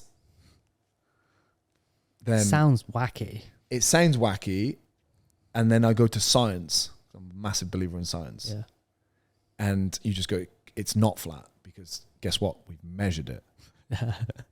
Like numbers and time and things like that. You can't really cheat. See, I'm parallel with you. I'm like, as long as there's logic behind it, I understand it. Like, for example, the moon landing, perfect example. Yeah. I'm like, that makes complete sense. I'm with you on that. Yeah. But then there'll be something like lizards in the moon or whatever, and I'm like, that's mental. That's too far for me. Like, and the weird thing is, I don't know if I'm ever going to get out of it now, because I'm not so far in. But, and again, I've never said this, but I'll say it. The biggest, like my biggest fear is actually dying. Why? Because I just love life so much, man. Like, and I appreciate it so much, and I appreciate the simple things in life, like waking up, breathing, great, like just having good coffee, which, just smiling, laughing, sitting here talking with you guys, like having fun with friends, eating, love seeing different places, like you could just go and you could just live that over and over again. You could be with a different woman, a different lifestyle, a different country, and you could live on this earth over and over again and go through something completely different every single time. What if you do, mate? What if when you do die? Maybe you do, yeah. And but this is why I'm diving into this kind of rabbit hole, because then you start to look at what's up there. And, when you say about parallel universes and galaxies and all that kind of stuff, and if people say, oh, there are other planets out there and other civilizations and people, of course there are. There has to be. 1,000,000%. Yeah, it just has to be, because if you just look up, and when you start to like understand, it's weird, because when you talk about physics and like light years and galaxies, you never understand it. But actually, the more you just play it over in your brain, you do start to understand it, and you kind of go, okay, so that's like, 14 light years away, and that's how long it's going to take to get there, and it's going to take 70,000 years. It's like, it's crazy. Yeah, mate, I'm not even going to lie. I have a conscious thought all the time, and it always pops in my head. Probably, like maybe a bit of trauma, not like your trauma with the old Jackie, but like comes in my mind where I'm just like, how is this like even real? And I have it all the time. I was walking Leicester in London. I'm like, how is this? I'm just like walking, and I'm like, how is it? I'm like, I was walking back to my hotel yesterday. I was walking over a bridge. I was looking around, and I was like, how? And it just hit me. And I'm quite a level-headed person. I just went like that. I was like, fuck, how am I doing this? Yeah, like, how is this real? Is it real? Like, it's and then do you know what it did? It stopped.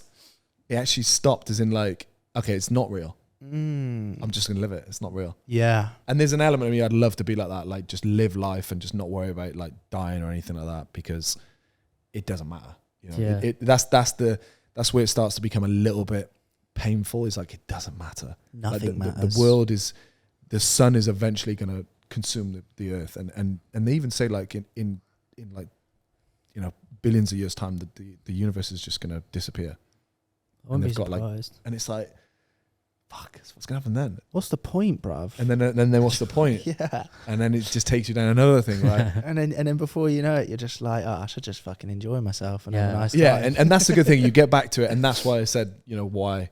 Because I just enjoy so many things in life, and I'm so appreciative. And it doesn't matter how much things are going well in my life, or it doesn't matter how much money or whatever it may be. I just enjoy it, and I make sure that, like, even just like smiling and being around good people, it's just like one of my favorite things. And traveling, 100%. Good people, you need to keep them in your life. If you get hold of a good person, don't let them go. And just fucking, do you know what I mean? Have a good time with them. Yeah. And I feel like you'd be the same with me. Like, you'd be scared of dying, but you're not. Maybe I'm actually the polar opposite, mate. Yeah, I have no fear of death. Okay. Yeah, mate. I had an episode, didn't I, Cal? I've died. I'm dead. On the way It's not home real. from Amsterdam, once the plane hit some really bad turbulence, and I was sleeping because I was hungover, and I woke up and they had the on-air sign on and the masks down. And I never had anything like that before. Just from Amsterdam to the UK. Yeah. And it was like a rainy day. I'd gone over there for some work. I'd like been trying to take a client out there and Killing me now because I'm X, Y, and flying Z. tomorrow. Oh mate. And then I woke up and like I looked up and like there was the on-air sign and the mask was down and like, everyone was panicking. So like I wrote out a message and sent it to my mum, and then like it all calmed down.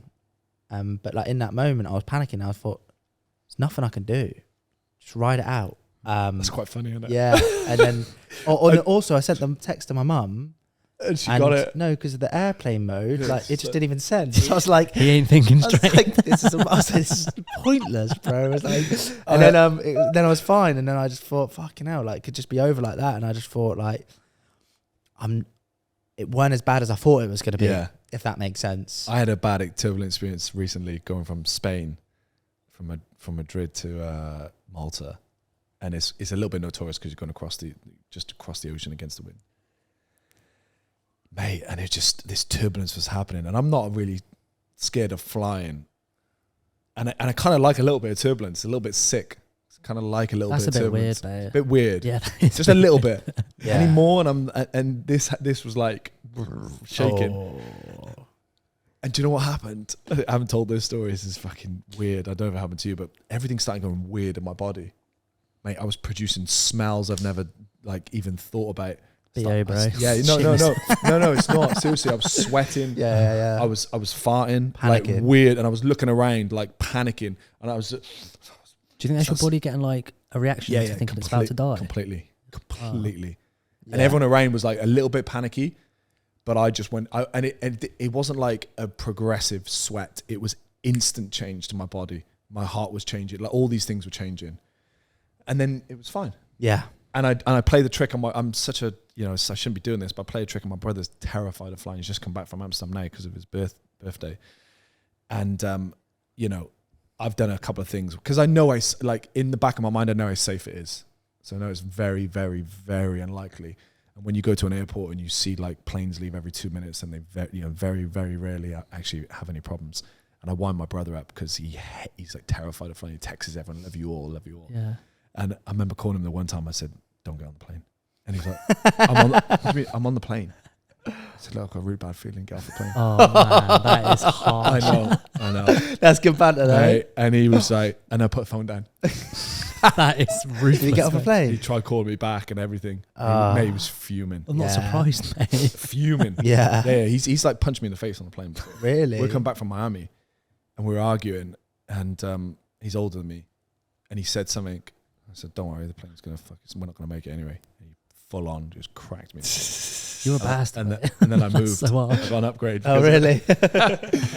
So it's like, but it's weird because there's no, like, the planes are so safe. You know, when you go to, like, if you've ever been to Atlanta airport and you see like A to G, and on A there's 1 to 40, and they're all different terminals and they're all leaving us like every 2 minutes. You just think, okay, we shouldn't be worried because it's so safe. It's way safer. The driving's way more dangerous. Yeah, for sure. Let's pull back anyway. So you go into like the independent filmmaking with the like venues you've got from basically your cheap rent.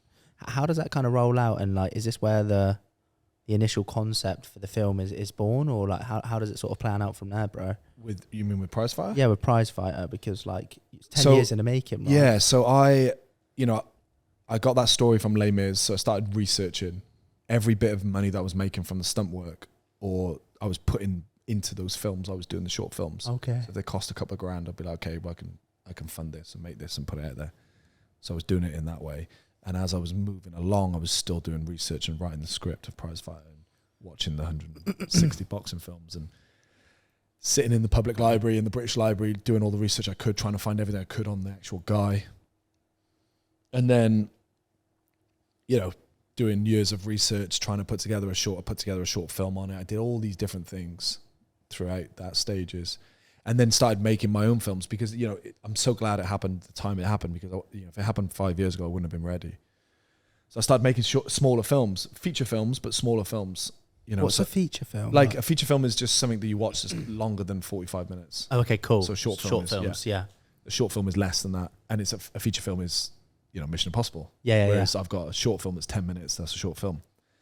And the feature film's the business, right? There's not really much of a business in short films, although it's emerging a little bit, but the business is in the feature films. So when you start making feature films, you have to gather money, protect people's money, put it into a business plan. It's a business each time. It's not just like a short film you're making for fun. So I started making films and they started getting bigger and raising more money. And the first one was a couple of 100,000 and then raising more. And then I had a film in Malta that I put together that had a really good base there, which is why I spent a lot of time in Malta. Got a great amount of support from the government there and the film commission. And they started getting bigger. So they started getting bigger and I started working with finance companies and banks. And how does like the business work of it? Like you have to raise the capital and then they get it at the back end, or you raise the cash. Some of it's protected by tax credits and different things. So like, we have a thing called soft money, which is someone will give you money against a security, and that security would be a tax credit of the film, or would be a pre-sale of the film. So I can we pre-sold Prizefighter to Amazon. Okay, cool. Like almost like a second charge on a property. Yeah, kind of. Yeah, kind of, yeah. Like that, yeah. So if Amazon... Don't hit me with a kinda. Well, no, yeah.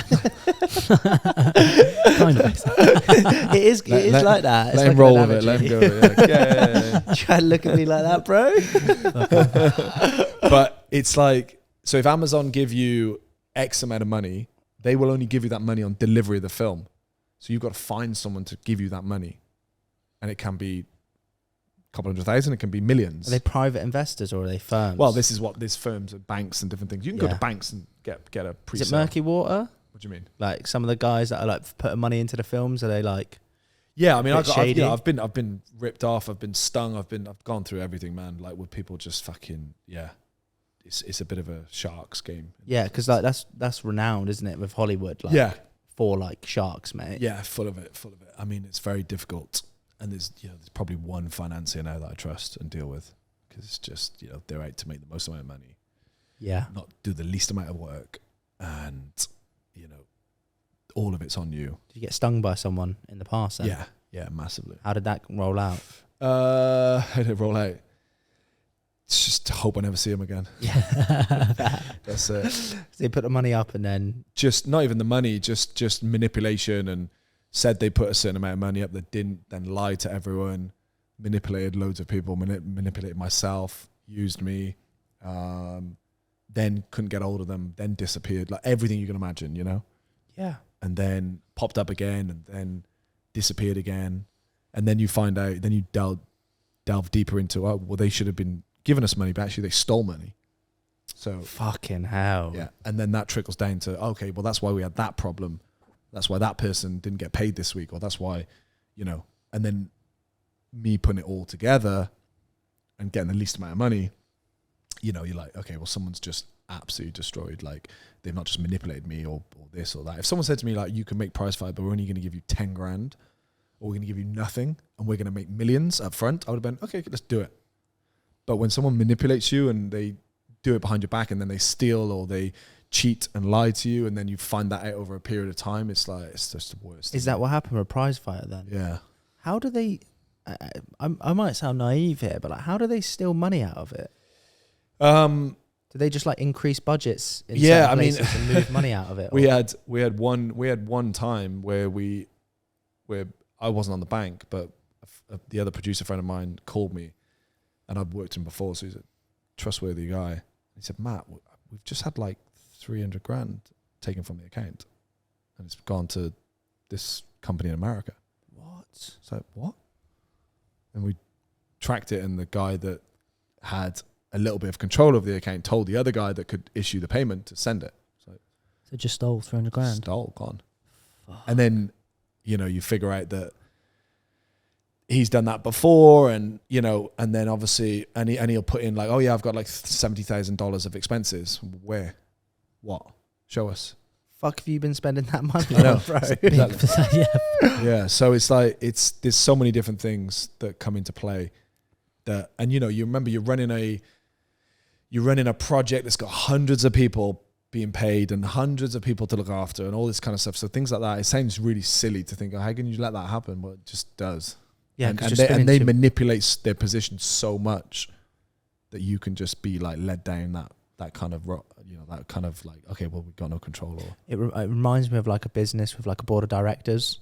You can nominate someone to be on your board and whatever else, and like I've heard some horror stories where they play certain cards and position things and take power, even over like the founder's nose, under the founder's nose. Yeah. So yeah, I can imagine, bro. So, bro, let's just pull things back. So obviously, Prizefighter, it's in the making for time. How do you get the initial funds together for it? Oh God. Because at this point you've been making these independent films and like kind of built yourself up to like the penultimate film, which you've kind of been working on in the background for 10 years, right? Yeah. Which like is a huge period of just like research, development, product alignment in terms of the actual film, securing guests, securing cast members.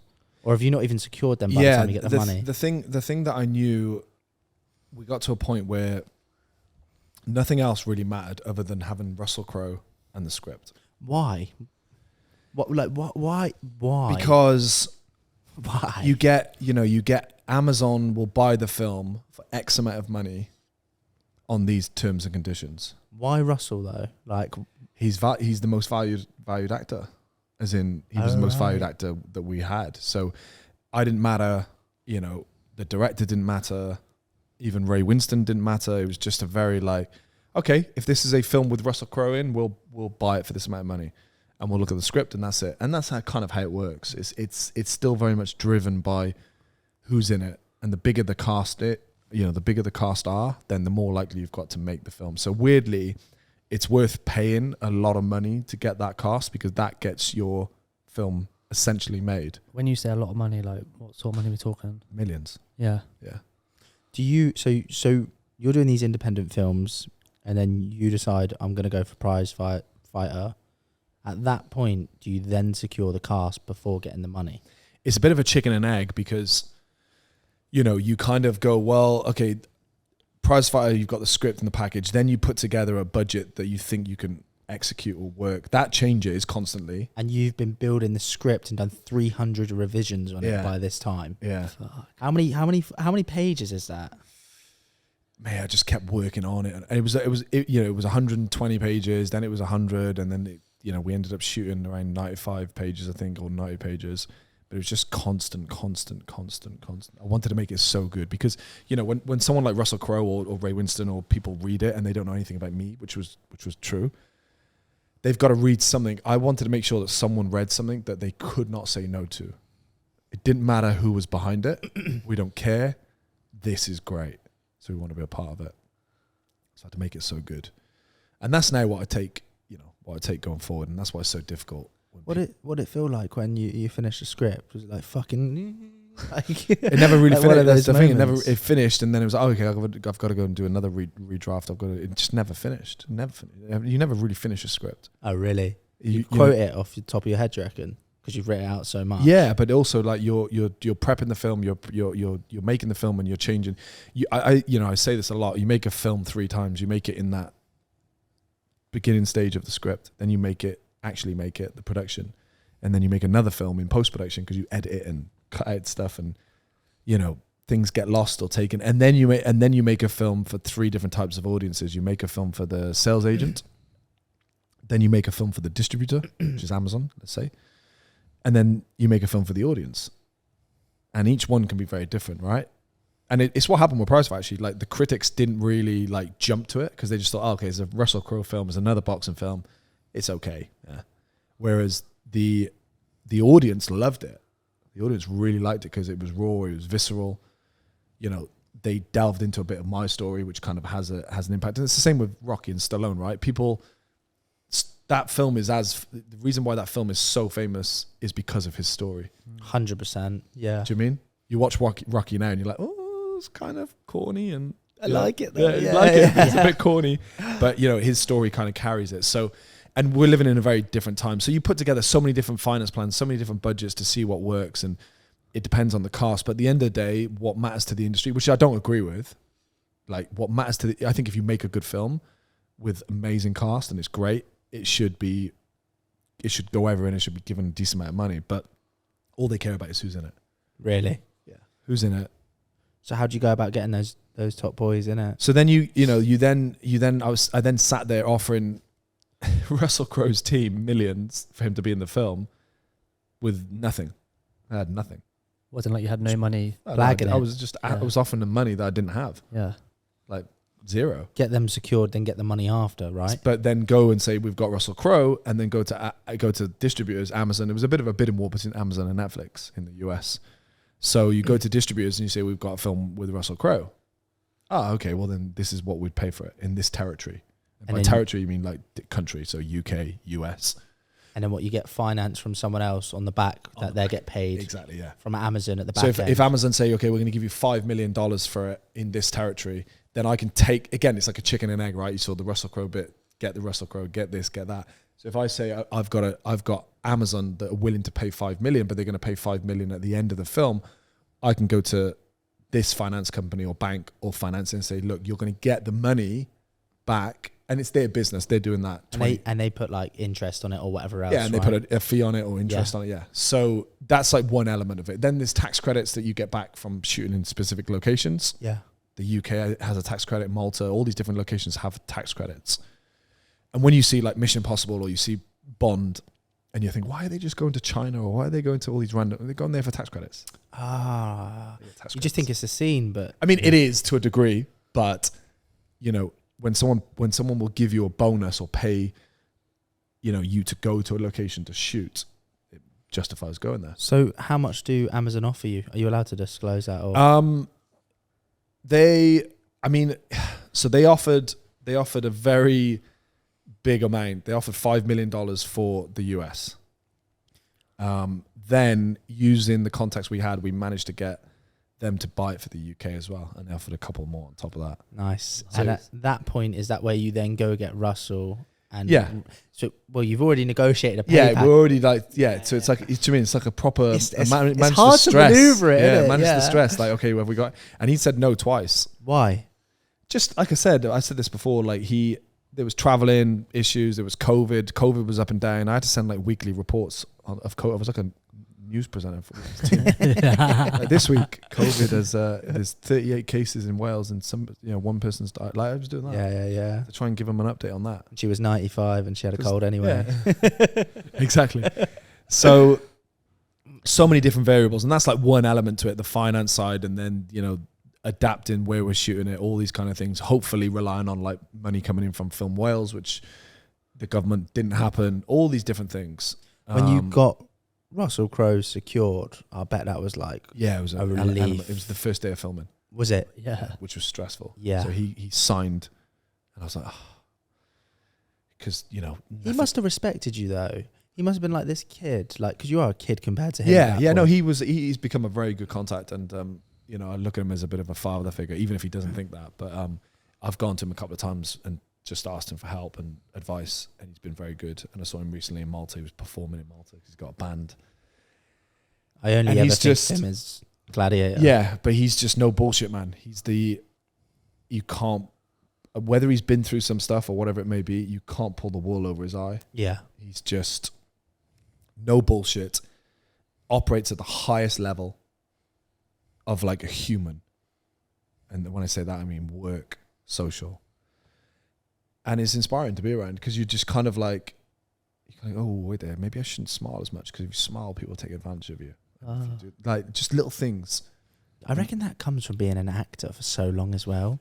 I think he's been through some stuff, and also he's been acting. Yeah, he's been acting since he was very young. Yeah, he started acting when he was 6. So you were able to like monitor other people's emotions and like see through things and like see if they're actually acting with integrity.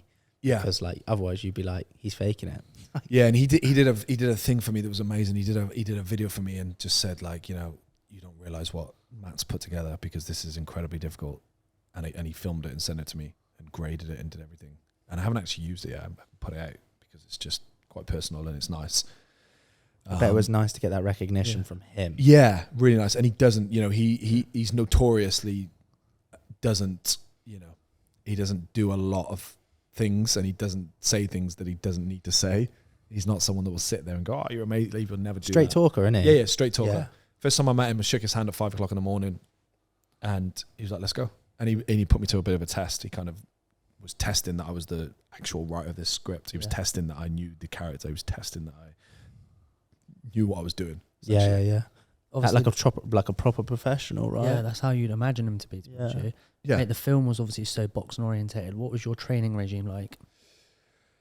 I did it all myself, pretty much. The training regime. I had a diet.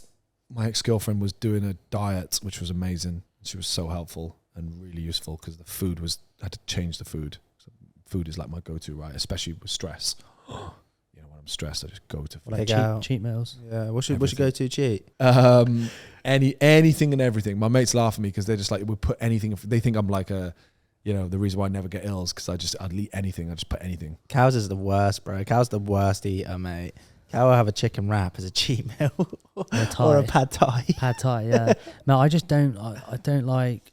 That's a lie. Sorry, I was going to say I don't like it, but like, I'm not a big fan of like fucking greasy big burgers, McDonald's. Yeah. Like, I don't mind KFC. I'm not gonna lie. Yeah, Colonel's decent. Colonel is decent, but Thai is my go-to cheat meal. It's not even a cheat meal, is it? Thai's like the healthiest food. It's like rice and chicken, bro. You boys should go to if you love Thai, go to Kiln in Soho. Have you been there? I haven't. No. Game changer. Is it? Yeah. I'm a big. I can eat a good cheat meal. Yeah, I'll tuck in something. It's a bit of a random one. Like he eats a cheat meal, and then you go and then he's eating those midget gems. I like them, bro. This guy. Yeah, I got sweet tooth. Got a sweet tooth. Yeah, not like a mad one where I'm like I need sugary drinks. Like just like I like sweets. Yeah, because I don't drink, I don't smoke, I don't do any drugs. It's like my food has been my go-to. So it's like comfort, isn't it? Yeah, comfort. So, but with the training, I was boxing all the time. I was boxing almost every day. I was also doing weights, and I just went on this meal plan. And it the thing we talked about before about the acting and the training side, you can't just change. You don't realize how quickly you can change your body. It's mental. Like I just changed my body in like 2 months. Yeah, just crazy. But it was very like regimented with the food. It was training. I got to a point where someone said to me, "Oh, why don't you just do?" This is like the worst thing people can say to me. But someone said to me, an actor friend said, "Oh, why don't you just do 500 press-ups and 500 sit-ups every night? Just do that." That's a bit stupid. And when someone tells me that, I'll do it. So I was just doing 500 press-ups, 500 sit-ups every night. 500 press-ups, mate. That's a fucking lot of press-ups. That's taking me ages. And the most I ever did was I think it was 118 in one go. I don't believe you. Honestly. Honestly, I need to see that. Yeah. 118. I wouldn't do it now. Mad, was this when you were in training? And I looked at like Floyd did 140 once. Yeah, that's Floyd, mate. Yeah. I know, but mate, I was like 82 kilo. I was the lightest I've ever been. And you must have been doing some half press ups. I was going to say, in the best shape. I reckon you hit, if you did that, I reckon you hit like 75 clean, 25 they would have been 3/4 reps. They would have been there's a few shady ones. There's no judges. Bit of half ones. I'm talking like, definitely not all the way down and all the way up, but definitely the half ones. Throw a couple of half ones in there. I'm skeptical, bro. I'm just gonna throw out. No, I'll do 50 after this. Yeah, well, I want to see it. Yeah, Press up 118, bro. Yeah. I don't believe that. I'll be honest. Yeah, with it's you. a I'm with hefty Jack. Sorry, amount, mate. bro. Honestly. 500 press ups a night is ridiculous. Yeah. Mate. Not in a sense of like. I'll be doing a bunch and then stop. So of course. Like I said, like Yeah, do you're the 118. Yeah, but you're not doing four sets Stop. of 120. Yeah, but you got like if you're going to bed at like 10, you got to start at like 6 No, you got to be doing like. I was doing it at 10. I was doing it at 10 o'clock. Tape vibes, mate. No, Just no. doing press ups in between emails. How I long was are doing you- it at 10 o'clock. So 10 o'clock, I'd finish everything. I'd bash it. And it got to a point where it was How long was it taking you then? 500? 500 of each. I was doing, Mate, your chest must have been flammos. I was doing like, I could do 40, 50 very, very easy. And then I was like, okay, let's do 70. I was doing 70, 75, 80, 85, like doing it like that and then building it up. Yeah, but Then having a break. How long Or is it doing the taking press you? ups, or doing the sit ups in between. I'm curious. 10 p.m. Like you must have been going to bed late. No, probably an hour maybe. Man. Yeah. This- when you it's have a getting break, bro, it's getting worse. when you have a break from press ups, if you did, how many press ups can you do? Mate, I'm not sure, but not 500. You could do 40 or 50 now, right? Oh yeah, Yeah. Right. Yeah. So if you do 50 press ups now, yeah. Yeah. But I'll be fatiguing Right. at like 250s, mate, massively. okay, you do 50 press ups. You have 10 minutes. You have a 5-minute break. You do another 50 easy. Yeah, So there we go. That's 100 there. yeah. You do 5 of those. But you I, got I, 20 feel- minutes. Yeah, but I you feel got- like them sets are going down to like 15 reps, That's what 10 I'm saying. reps, And you got like- sit-ups in between. Yeah. It's like, No, I did them separate. I did them Did you? separate. Yeah. Oh. Yeah. So hour press ups and an hour and sit-ups. sit ups easy. Sit ups easy. well, yeah, after like Yeah. 30, yeah, but after that it's burning gotta- out. You got to remember, if you got into your prime out. shape, what Yeah. would you do in your prime shape? Do you think? You just said you could do 50 now. In So my prime prime? shape, yeah. I don't know, mate, because I've never really been a press up guy. Like I used I wasn't. No. yeah, I I bang wasn't. weights. So Yeah. like I There know you go, what it makes I it know what easier. I could do. I could do Yeah. I've done 50s on the dumbbells for bench, That's good. and like I'm 5'7", Yeah. 5'6.5". So like for me, like that's probably peak strength. I bet you if you pushed it now, you could do 80, 85 now. I want to see after. I this. feel like after we should do it. Yeah. I bet you could do 80, 85 now if you May- really, really pushed it. Maybe I'm overshooting it in my mind, but I'm Yeah. just thinking about the fatigueness. Yeah. Do you know what I mean? 250s. I'm thinking I'm gonna be fucking. My chest is be burning. Mate, I got one. How about on the flip side? Obviously, you got yourself into like really good nick for the fight, but you mentioned earlier that you had to get overweight for some films. Yeah. Like, what do they make you do? Just eat shit? It's easy. Yeah. Just eating shit. Easy. So bad. So easy. Yeah. I mean, I remember a friend of mine was watching me. He was like, it was just disgusting. So I was on the phone on one hand, and then my other hand was having like a chalky ice cream, just like shoving it in my mouth, just constantly. Oh, Yeah, on the man. phone, just pigging non-stop. out, bro. Like you got to Just whack pigging on like out. 20 kilos. You're like Carmos. Yeah. I think the most I've been like 105 kg, I think. That's not And too then- bad at 6'2". Yeah, maybe 105, 110. Yeah, And the lowest I've been was prize fight was 80. And that was like prime, like I said. that is light for 6'2". To be fair. Yeah, I was it is skinny. light. If I showed you a picture now, you'd be like, wow, you were gaunt. But you believe my press up story. If I showed you the picture, you'd be like, What was it like having like so many plates to spin at once? So like you're dieting, right, which we all know definitely has a detrimental effect or can have a detrimental effect on anything else in terms of what you're focusing on. You've got millions of pounds on the line, 7 mil. You've got Russell Crowe as a star actor. You're directing, producing, and the main character. Like, where's the headspace at in that moment? Because it's a fucking lot to yeah, be it was just bro. too much, man. And like I said, I would never do it again. It was too much. And luckily, I didn't have a family or children or anything like that was really, I don't want to say important, but if I had anything else that was like, I had to stop everything. And I wouldn't have been able to do it. And this is why I tell my story, because I just don't think, other people should go through it, because it's just incredibly difficult. And like I said, I wouldn't do it again. The weird thing is, if I went back, I don't know if I'd do it again. If I had the choice, because it was just so difficult. It was so painful. It was so stressful. It was so, full of anxiety. The physical side was really great at one point, but then it was really damaging because I was getting injured and hurt, and just not a healthy space to be in. mate, even though it seems great, and you'd look at me and go, oh, he's really healthy, he's fit, and he's doing this. It just wasn't a healthy space. It's also like what people see from the outside, right? Like you're probably in a position where at that point you need to put on a brave persona. You need to be on point. You need to be showing everyone what to do. You need to be like directing everyone. You need to also be the front man. Like, but in reality, like when you're going home, you're like, fucking hell, it's actually quite a lot to be dealing with, right? Yeah, going home and dealing with emails and people saying the film's going to shut down and lawyers and this and that and all these different things. Why are people sending you things like that saying it's going to shut down? Just because the elements of finance hadn't dropped. We shot because the Russell Crowe element was so important. We shot that last. So actually, so many other things were on the line without actually filming him. Oh, so it's like that added pressure of like, if he doesn't come in at the end, this is all going to fall apart. All going to fall apart, yeah. And then is that on your head at that point? Yeah. In terms of like the finances? It was on. I'd managed to get a couple of people hooked, and other people had put money into it, so they were putting even more pressure on me. Get Russell signed, get this, get that sorted out, get this done, because we've put money into it as well. So just too much, man. Yeah. How long did this last for? Like, how long does it take to produce a film of like that quality? Best part of 2 years. 2 years. Yeah. Fucking hell, mate. It must have been like tough. Yeah. For like 2 years to like feel like on the edge to a certain degree. Yeah, absolutely. Minus the 8 years before as well. Well, no, it's 2 years on top of the 10. Oh, right. So it's 12 years. Wow. Yeah. So, mate, the first email I sent of it was like 2011. In terms of obviously getting through it, you pull through it, obviously, film comes out. What does that moment feel like? It was very up and down. It was very high press and people want to talk to you and doing lots of different things.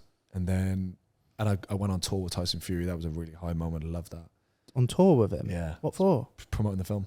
Oh, sick. Showing nice. the film. Oh, yeah, mate. I'm a really big Fury fan, so. Yeah, and so certain things like that were really good. But then like a massive like low and then having really good stuff and then having a critic like slate it, or just highs and lows. How ruthless are the critics? Pretty ruthless. I can imagine being quite nasty. Yeah.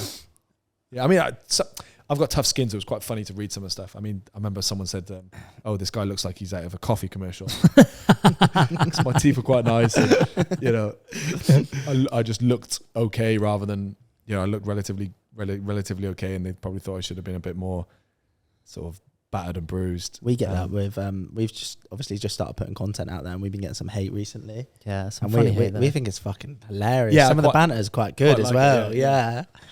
Ease up, though, people. Yeah. But it was obviously you've got all those highs, but tell us about some of those lows once you release the film. I mean, just similar to what we did before, like it's gone out there and it's just disappeared. It's like, okay, it's there and it's gone. Yeah. Goes on Amazon. It's like top of the page. It's number one. And then it's like, oh, next week it's not. It's gone.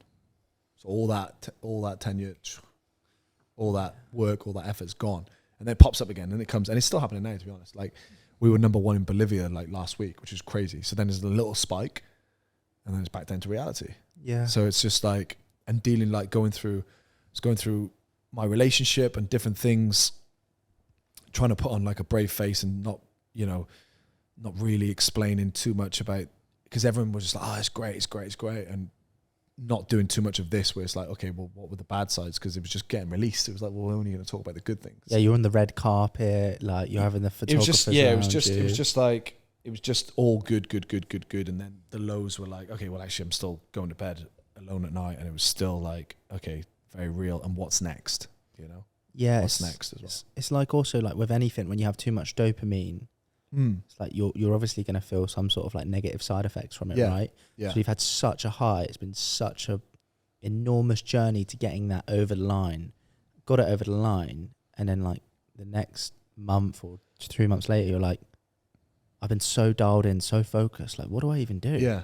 And I didn't have time to enjoy the moment, so it was like, well, I didn't even enjoy it. So you just go on a bit of a downward spiral in that sense, and just start like, yeah. And also, I've got injuries now that are not going to recover, just through the physical side. Really?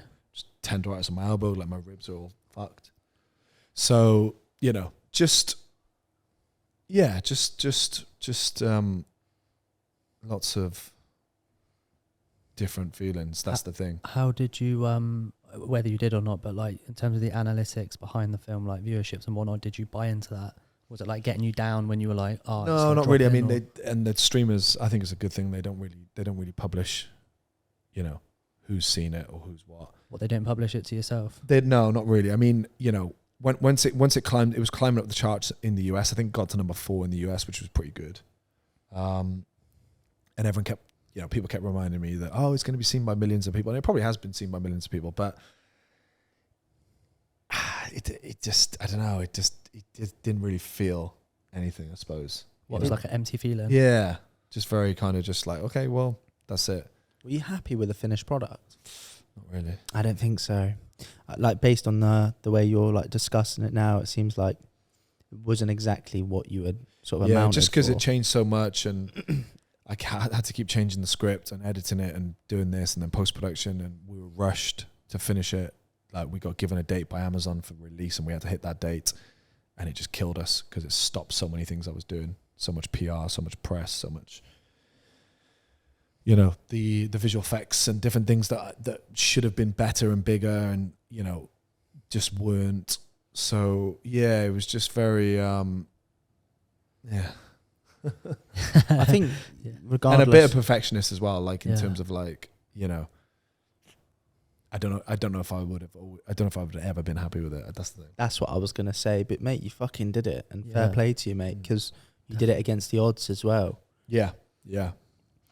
At that point, is that where you realised someone had screwed you over with the finances? I mean, I kind of sensed a bit of it before, and things were happening. But obviously, you got to remember I was filming 15 hours a day as well, so it was just like exhausted, and they were able to do things that I couldn't see or couldn't manage or couldn't control. So, you know, they made the mistake of if they didn't steal money quite openly, then they could have just like rided it out and actually probably could have done better off. But that was quite clear then. It was like, okay, right, no, these are definitely the bad people. So yeah, and then I had more to do because I had to fix a lot of things, but it was okay because it was like, okay, now I'm back in control and I can actually sort these things out. Yeah. So once it's been released, the film, right, and then you go through all those highs and lows. Once you sort of like went through the first couple of months of those, did you think, I want to make another one? No. What, as in like you wanted to just no, not do it again? I actually, it was only, I wanted to quit, to be honest. I wanted to just stop it and go, just not going through that again. So just yeah. And I was thinking, right, if people want me to act or they want to hire me and sing, great, I'll do that, but I'm not going to go through that again. And it was a mixture of things. It was only because a little bit of me didn't want these guys to kind of win. So if I quit, they win, number one, because they're going to still keep trying to make stuff. And then... Who are these guys? A production company or... Yeah, they're basically like a group of shark financiers. Okay, a mixture cool. between producers and production company. Yeah, like you hear about them in the music industry all the time. Yeah. Them guys. Yeah. Like agents which aren't really agents. Exactly. Producers which aren't really producers. Yeah. And they're just the most horrible, manipulative people you can come across. They are just horrible. Probably. I'm not afraid to say their names. So it's like one of them's called Matthew Chase, who's American. Another one's called Simon Williams, who's a British guy. Just strip everything from you. Not just like the project, but your life and all these kind of things. So, and yeah, it took me a long period actually. And it was only going to Cannes recently. I've just done another film where I was just acting in with Aaron Eckhart and Tim Roth, and that was fun. It's an action film. And then I just went to Cannes. I thought, actually, no, I'm going to get my fire back. I'm going to just get my fire back and start creating stuff, which I've started writing again and doing the next things and putting together the right projects because it was a bit of bad luck, as well with COVID and all these different things. So I thought, okay, well, let me see if I can have another stab at this. Start writing again, start putting something together. You probably needed that yeah fun role in acting to have a laugh with the boys and just get like not necessarily your fire, but like a little bit of your mojo back. Yeah. Do you know what I mean? I've used that. I've got my mojo back. I've put that in an email. Yeah, nice. Like, are you okay, Matt? Yeah, I've got my mojo back. Yeah, like you just needed like just to have a little laugh with the boys and have a good little crack at it. And yeah, there's definitely that. And I just like, I don't know. I genuinely believe I'm very good at what I do. So in terms of whether it's acting, producing, or putting together films or writing, I genuinely believe I'm very good at it. So it's like if someone gives me the right opportunity or I create the right opportunity moving forward, then it's just going to be, the next thing's going to be very important, I think. So. And is this like during this period where you launched the podcast as well? The podcast was after the release, and I thought, right, I need to do something that I feel good about. And the podcast is like a bit of therapy as well, because you sit around and talk to people and learn so many different things. So I wanted to sit around with people that I wanted to learn from. 100%. We say all the time that it's like a bit of a therapy session. Oh, wait, 1,000%. Do you want to plug it? What's the podcast? Right. Yeah, no, it's called the Boardman Podcast. Yeah. And we just get together and talk to cool people. And it's it might be merging into the film production company side of mine now. So we might do a bit of rebranding and start getting laser focused on a few different people. But it's just, it's so good to sit. It was just, that's what I needed, to sit down and, sit around and talk to a bunch of cool people and just kind of get other people's stories. Because everyone's gone through something, right? It's not like I'm not sitting here going, I'm a person that's gone through this. Everyone's gone through stories and been through, trials and tribulations, and tribulations, yeah. So it's like, okay, well, that happened to this person and that happened to that person. And you never realise the top guys or the guys that you are like you admire that seem like they've got it all like panned out and everything's cracked and it's all smooth sailing for them. Like you speak to them and you're like, bloody hell, like they've gone through some heavy stuff. They're the ones, they're the ones that have been through the most. Yeah. So that's the kind of like, that's the end answer is whenever you go through something, it's always there's always something good at the end of it that you learn. For sure. You don't really lose. As long as you keep your strength and your resilience, then you don't really lose. They could have been another version of me that doesn't exist, that could have just been like completely destroyed still now. So it's like, you just depend on what version you do, but you always learn from it, which is great. 100%, mate. So at that point you launched a podcast, gain the momentum, go back into acting, and then start writing again. Yeah, start writing my next film. Got the name for it yet? I do, yeah. You dropping it, or is that not yet? No, but it's cool. It's fun. It's a bit like. Oh, we'll drop the name. Okay, it's called The Lost Book of Creation. Nice. It's triggering on what we were talking about earlier. I for some reason in my head then, I just thought of the Book of Eli. I don't know why, but it's about a book that's been put here on Earth at the beginning of time that explains the reasons why we exist. Oh, that sounds pretty cool. Man. So it's based on a true story? No. Or is it? I don't know. Yeah, nice. There's but it's a bit like the Da Vinci Code meets the Mummy, bit of National Treasure. It's kind of that kind of stuff, yeah. Yeah, sort of hybrid, like bit of entertainment. Yeah. And it's just it's really fun. It's really commercial, but I'm really enjoying it. So it's like, okay, Prizefighter wasn't that commercial actually, like period boxing film. But it was close to me. This is really fun and commercial. And I've kind of, I'm going into all this research on the universe and why we exist and how we exist and all this kind of stuff. So it's really fascinating. Yeah. And then I don't know how much you can say, but like, what role are you going to be playing in terms of from a holistic point of view, not necessarily just the acting? Yeah, I'm going to play the lead. I'm going to play the lead role. I love it, by the way, that you produce your own films and you play them yourself. I rate it, mate. Like, it's and it might be tricky. It might be tricky still. It's going to be a little bit easier because obviously there's a bunch of distributors now that have put money. I could essentially go, you've offered millions before on a film that I've been the lead in. So there is a way to get it made smarter. I also want to bring Russell back, and there's a couple of other really cool people I want to bring in the film. I want to bring Eddie Hall in as well. Oh, nice. Yeah. So he'd be entertaining in films like that. Yeah. It gives me like Ice Cube, The Rock vibes, like that sort of like like funny. Kind of like banter, like entertainment, absolutely. Bit corny, but like it suits him. Yeah. So it's just really enjoyable. I'm just really enjoying it, and I'm linking it to like loads of different stages in history and. Get Ricky Gervais in it as well. Yeah. I just thought that would be a good man in the mix, like a UK team. Yeah, it's cool, and it's fun, and it's popping. So that's next. I've got a couple other things as well. I'm optioning a book, a true story about a guy that got shot in the neck who we've had on the podcast, Toby, and a few other things as well. Just like, polluting my brain with projects and different things. Love it, mate. Matt, I want to ask you, what do you think about AI and film creation moving forward? Do you think that's gonna? Yeah, AI is really interesting. I've done a talk on this recently at a film festival. I mean, yeah, they are going to have the power and the ability to like generate AI and be able to change people. So like, if you want to watch a film with Ryan Reynolds or whoever it may be, they are going to get to a point where they're going to be able to just make that version of him. And then you've got to ask the question, will they actually want or need the real version? I don't know how much of it's going to take off. And I don't know how much, even this whole chat GPT world it's good and I use it and it's great. It's not at that level yet where it's intelligent enough to kind of replace everything. Replace a lot of things, and it's already doing that. But I don't know. I mean, there's definitely, there's things that's gonna be. It's like anything. There's things that's gonna help and make easier for and be really useful tool. And there's other things that's gonna be bad for it, right? Yeah. So from your perspective, a film producer and actor, like, are you excited to merge with it? Are you worried about it? I'm not worried about it. No.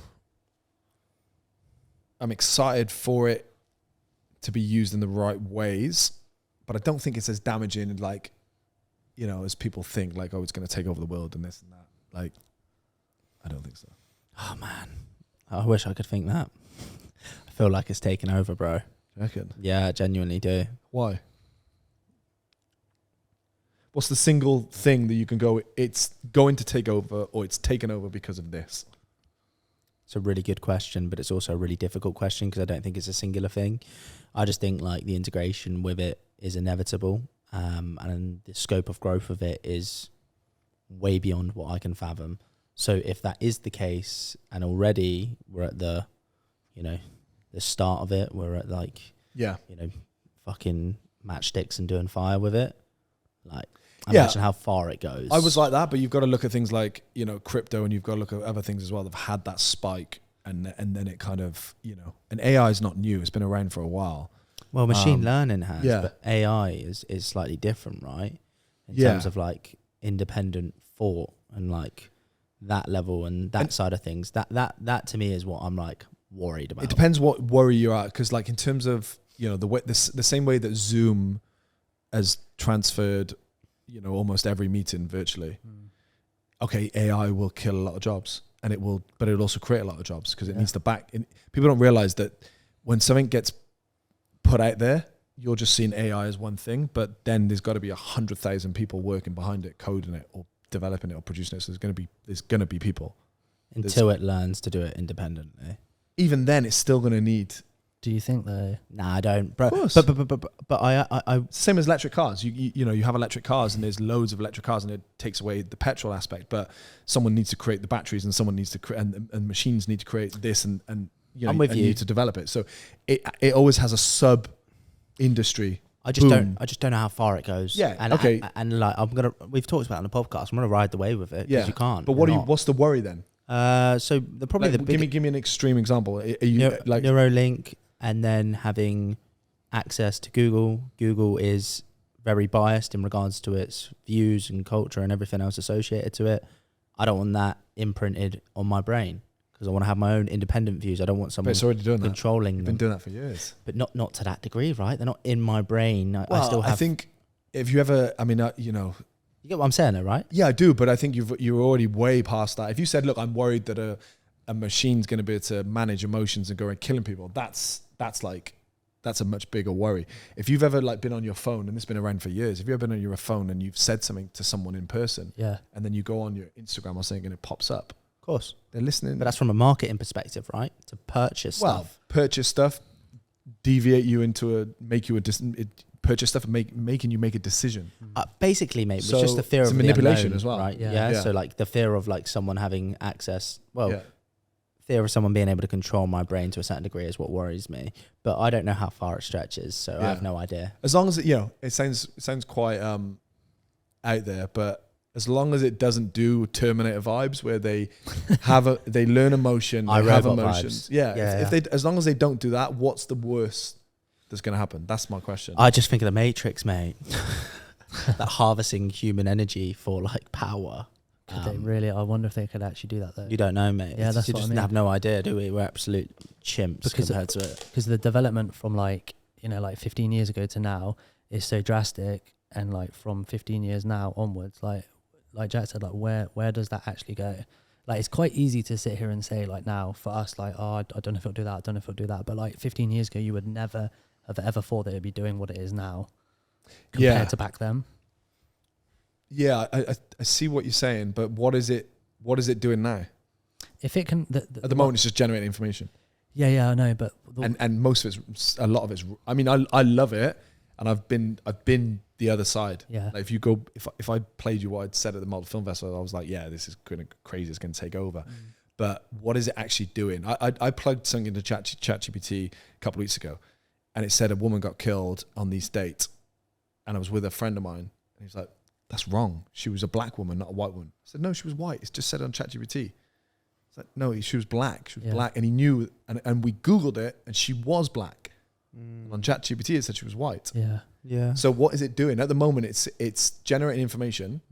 It's going to replace jobs, but it's not even at that point where it's I think the smart thing that it's doing at the moment is like, I can actually have a conversation with it now. So it's like, I feel a bit down today, or I feel a bit thing, and it does respond, but it's very like level-headed, and you got to remember it's being controlled. It's not completely the Wild West, like for the minute. Yeah. So what is the worry? What's the? I think Genie gets out the lamp, mate. Genie does what it wants. That's the issue. I think for me, if it could harness like human emotions, like you said earlier, thoughts, feelings, and like consciousness, that's a worry then, because that's in theory all we really have over AI. But my argument against that is, we already have that, the news. The news has been around for X many years. It already does harness your feelings, your emotions, your thoughts. Don't watch news. I haven't watched news for years. Yeah, but the new news is Instagram, or the new news is, do you know what I mean, in some form. Propaganda, yeah. I get what you're saying. So what I'm saying is, what is it doing that's new? And I don't watch news, and I don't watch, it was playing on last night in the hotel, and I was like, what the hell? Who watches this? Like, who's buying into this? Yeah. Like, who's buying into this? And it's just, this guy was like, when he killed, it was about someone that's killed someone up north, and it was just like, it was mental. But you got to remember what you replace for, right? When I stopped watching something like a film, I tricked my brain going, I'm not watching anything. Well, I am, I'm just watching YouTube. And you're saying, okay, I'm worried about harnessing my emotions, my feelings, and different stuff like that, and I don't watch news, but you're affected by information gotta be in careful. Another source. Yeah. Whether it's Instagram, TikTok, whatever it may be, you're affected by information in another source. So if, like I said, my worry would be that it starts to generate its own emotions, and then it starts creating something. The moment someone says, oh, we built this ChatGPT robot and it built something else on its own without anyone, like that's like the big thing. But again, it's like, are we anywhere near that? I don't think we are. I think we're probably closer than. I don't think we're as advanced as people think. Yeah, I'm with you on that, bro. What's the most impressive? Like, there's probably a couple of things that are really, really impressive in the world when you actually think about it. A plane. Pyramids. No, it's not impressive. What? Bro, are you bantering? No, do you know like the stones are between like 2 tons and 80 tons? Think of they're something parallel. They've got synergy. Like, how do you not think they're like? Because what? Because that is built over a long, long, long period of time. You don't know that, bro. And it sits there now. Yeah. And it's positioned and it's done. And with the right amount of planning, skill. It's impossible. It's actually impossible for us to build the pyramids like they've been built now with the technology we have at our hands. Well, that I actually heard Joe Rogan say that. So I believe Rogan has done his research. What I'm trying to say is, if you think of things that really impress you right now, there's only like a couple of things. What? Rockets? An aeroplane? Rocket? SpaceX? Rocket? Probably an electric car.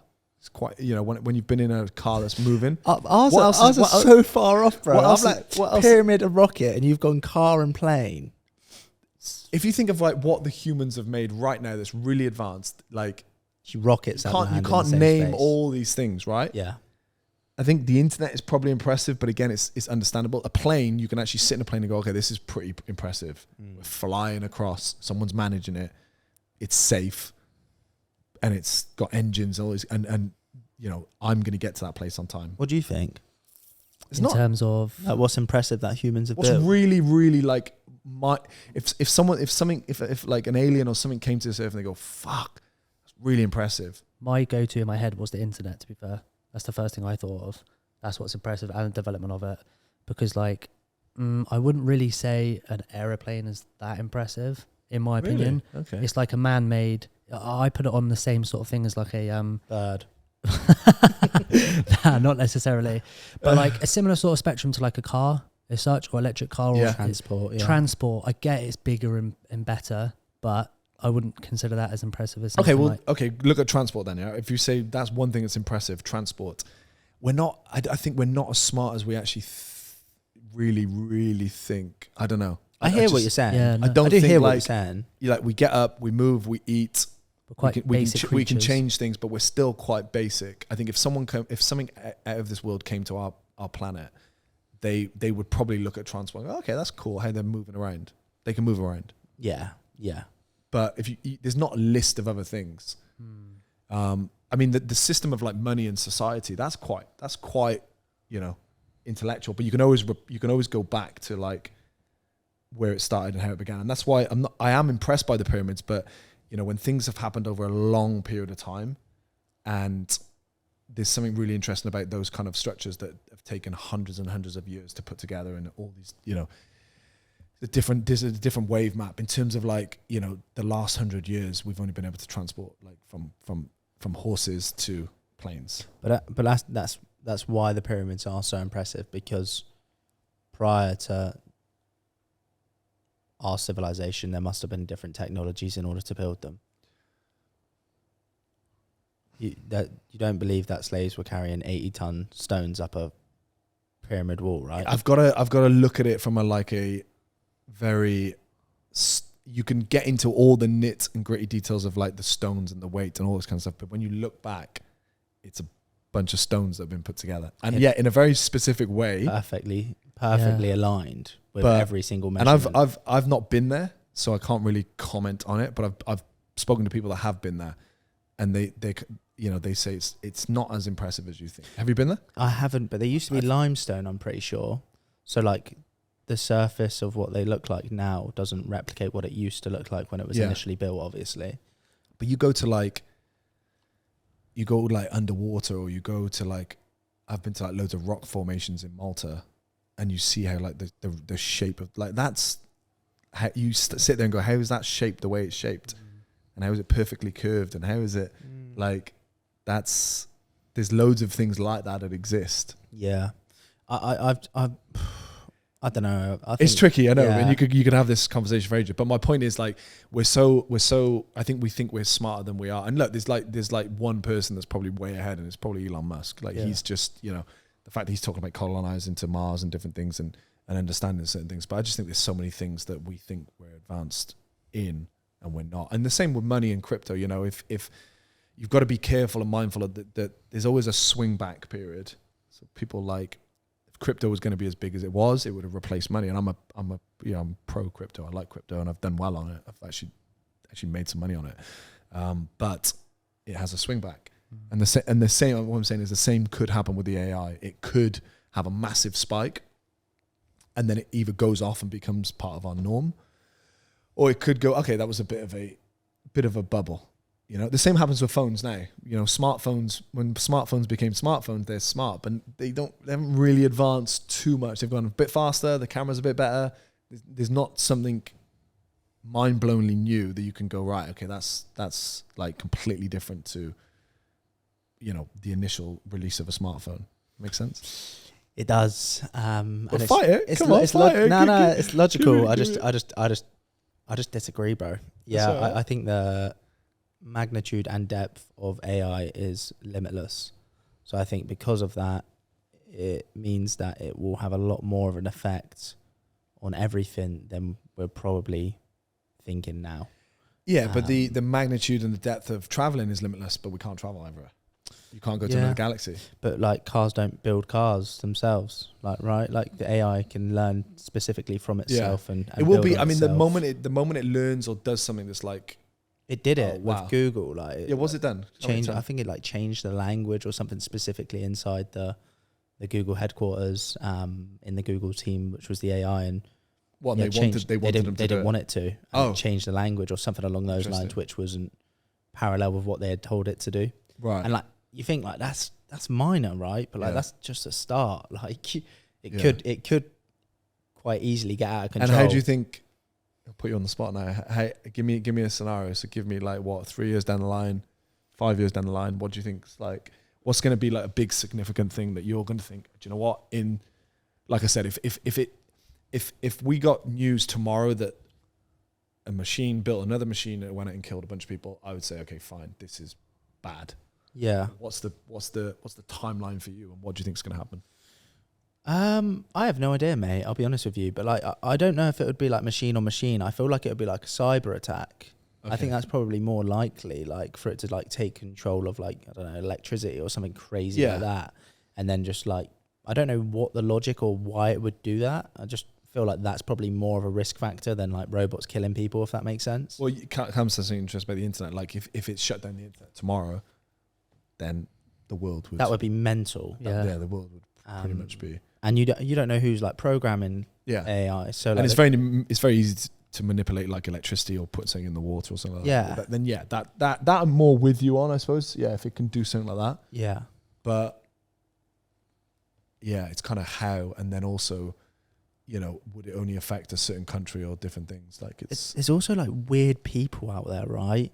So like it's not regulated. So like Google, for example, with them managing it, you're like cautious because it's Google, but you're like at least they're kind of like on it. But then you've got some like crazy hackers in like Serbia in like a basement building AI for X, Y, and Z. You're like, that sounds shady.